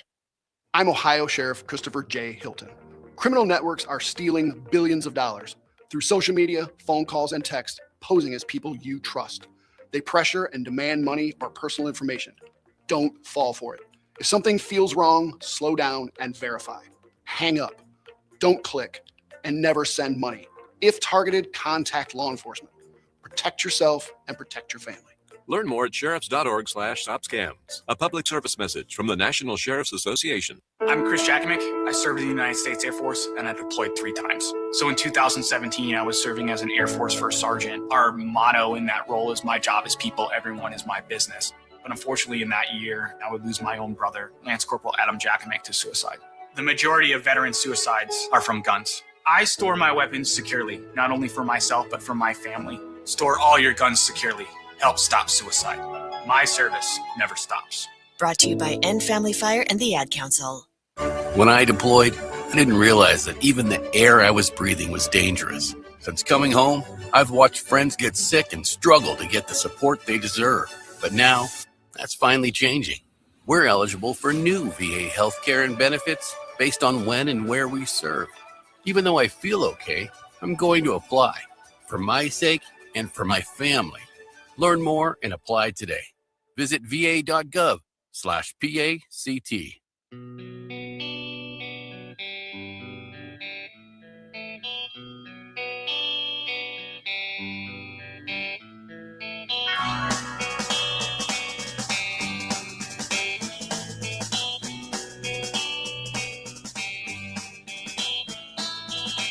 I took a walk around the world to ease my troubled mind. I left my body lying somewhere in 1310 WDPN. We got about 7 minutes to go before we put a wrap on things. We'll be back tomorrow at 3 right here on 1310 WDPN at 3 o'clock. We will be talking to Ben Axelrod tomorrow, 3:35 from Heavy Sports. We're going to talk to Ben about NFL Draft, Cavs Raptors series, Guardians, and we will also take a look at the future of the NBA media partners with their teams. I don't know if everybody noticed, but FanDuel Sports TV is cooked. So I think there's about 16 or 17 NBA teams that are looking for a partner next year to carry their games, and the Cavaliers are one of them.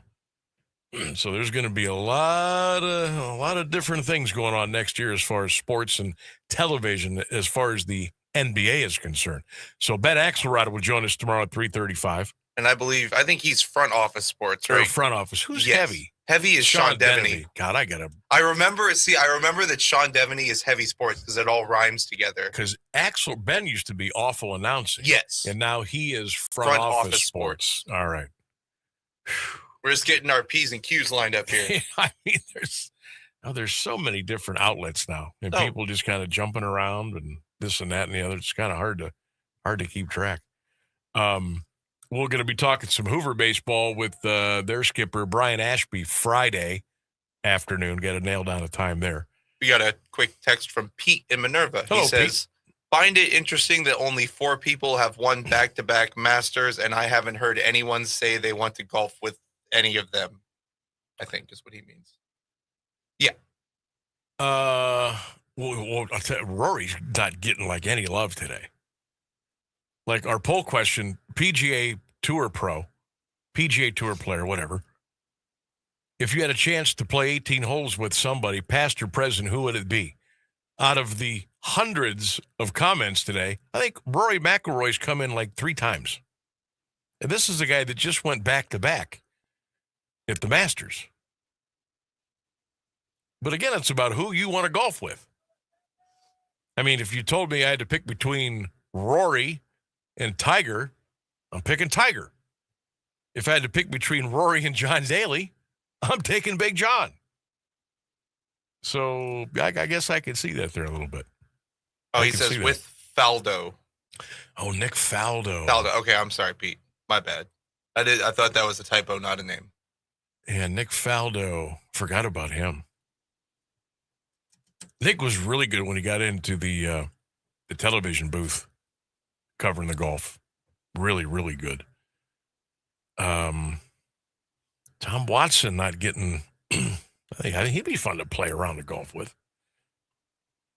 All right, high school baseball. I want to just kind of talk a little bit of baseball just before we wrap things up here today. I know we got a couple of minutes. And again, Mother Nature's, doing what she does, make it miserable for sports teams to play their games in the spring. So most of the baseball teams I checked, and I checked all 20 of the teams. Some teams have played as little as 6 games. Some have played as many as 8. But Sandy Valley's only played 5. But Hoover, as I mentioned, we're going to talk to Coach Ashby on Friday. They're off to a really good start. They're 6-1. Probably the cream of the crop in the Federal League, although Glen Oak is having a nice year. They're 6-2. Jackson Lake 4-3. McKinley 5-2. They're playing well. Perry's not having a good year. They're 1-7. Alliance off to a pretty good start, 5-2. Canton Central Catholic, they are 5-1. East Canton's off to a good start, 4-2. Louisville 4-3. Massillon, Marlington are 4-2. Minerva's 3-3. Tuslaw's off to a good start. The Mustangs are 7-1. I mentioned Minerva 3-3. Northwest is 2-4. Fairless is 2-4. Canton South struggling a little bit. They're 1-6. St. Thomas 3-4. But we got some teams. We got some teams again this year. Hopefully, once that time of the year rolls around, maybe make a little run at a regional title, maybe a state title. I think this could be I think Hoover Glen Oak, it's going to come down to them. I never count Jackson out in baseball, but I think this year it's going to come to Hoover Glen Oak. If I could just throw a little, prognostication out there. Maslin had a good run last year. Got some kids back. Central Catholic, I forgot they moved a division. They're now Division 4. They've been Division 5 for a couple of years. They're Division 4 now, so they moved up a little bit. They're playing really well. So we'll be talking to a lot of the baseball coaches coming up here the next couple of weeks. Federal League, EBC, Pac-7, Independence. Looking forward to talking a little high school baseball here over the next month or so. We'll be keeping you on tabs with what Mount Union's doing. They're having a great year, as we mentioned. Mount Union softball team having a great year so far as well. Shout out to them. NFL draft is coming soon. Reached out to Dane Brugler from The Athletic. He's a Mount Union guy. We'll see if Dane can come on and talk about his publication and some of the things that he sees happening during the upcoming NFL draft, which, by the way, is going to be in Pittsburgh.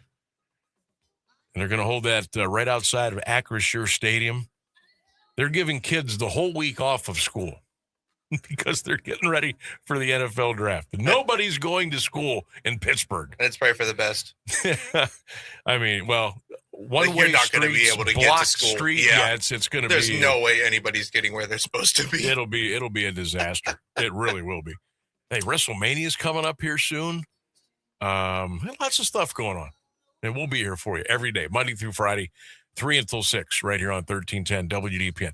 Time for us to go. Thanks to Rainsburg. Great job as always. Thanks to all of you for listening and commenting and texting and emailing. We certainly appreciate you getting involved in the program. And we'll do it all over again tomorrow at 3, right here. And until then, don't forget, go Browns, go Bucks, go Guards, go Cavs. Have a great night, everybody. And we will see you tomorrow.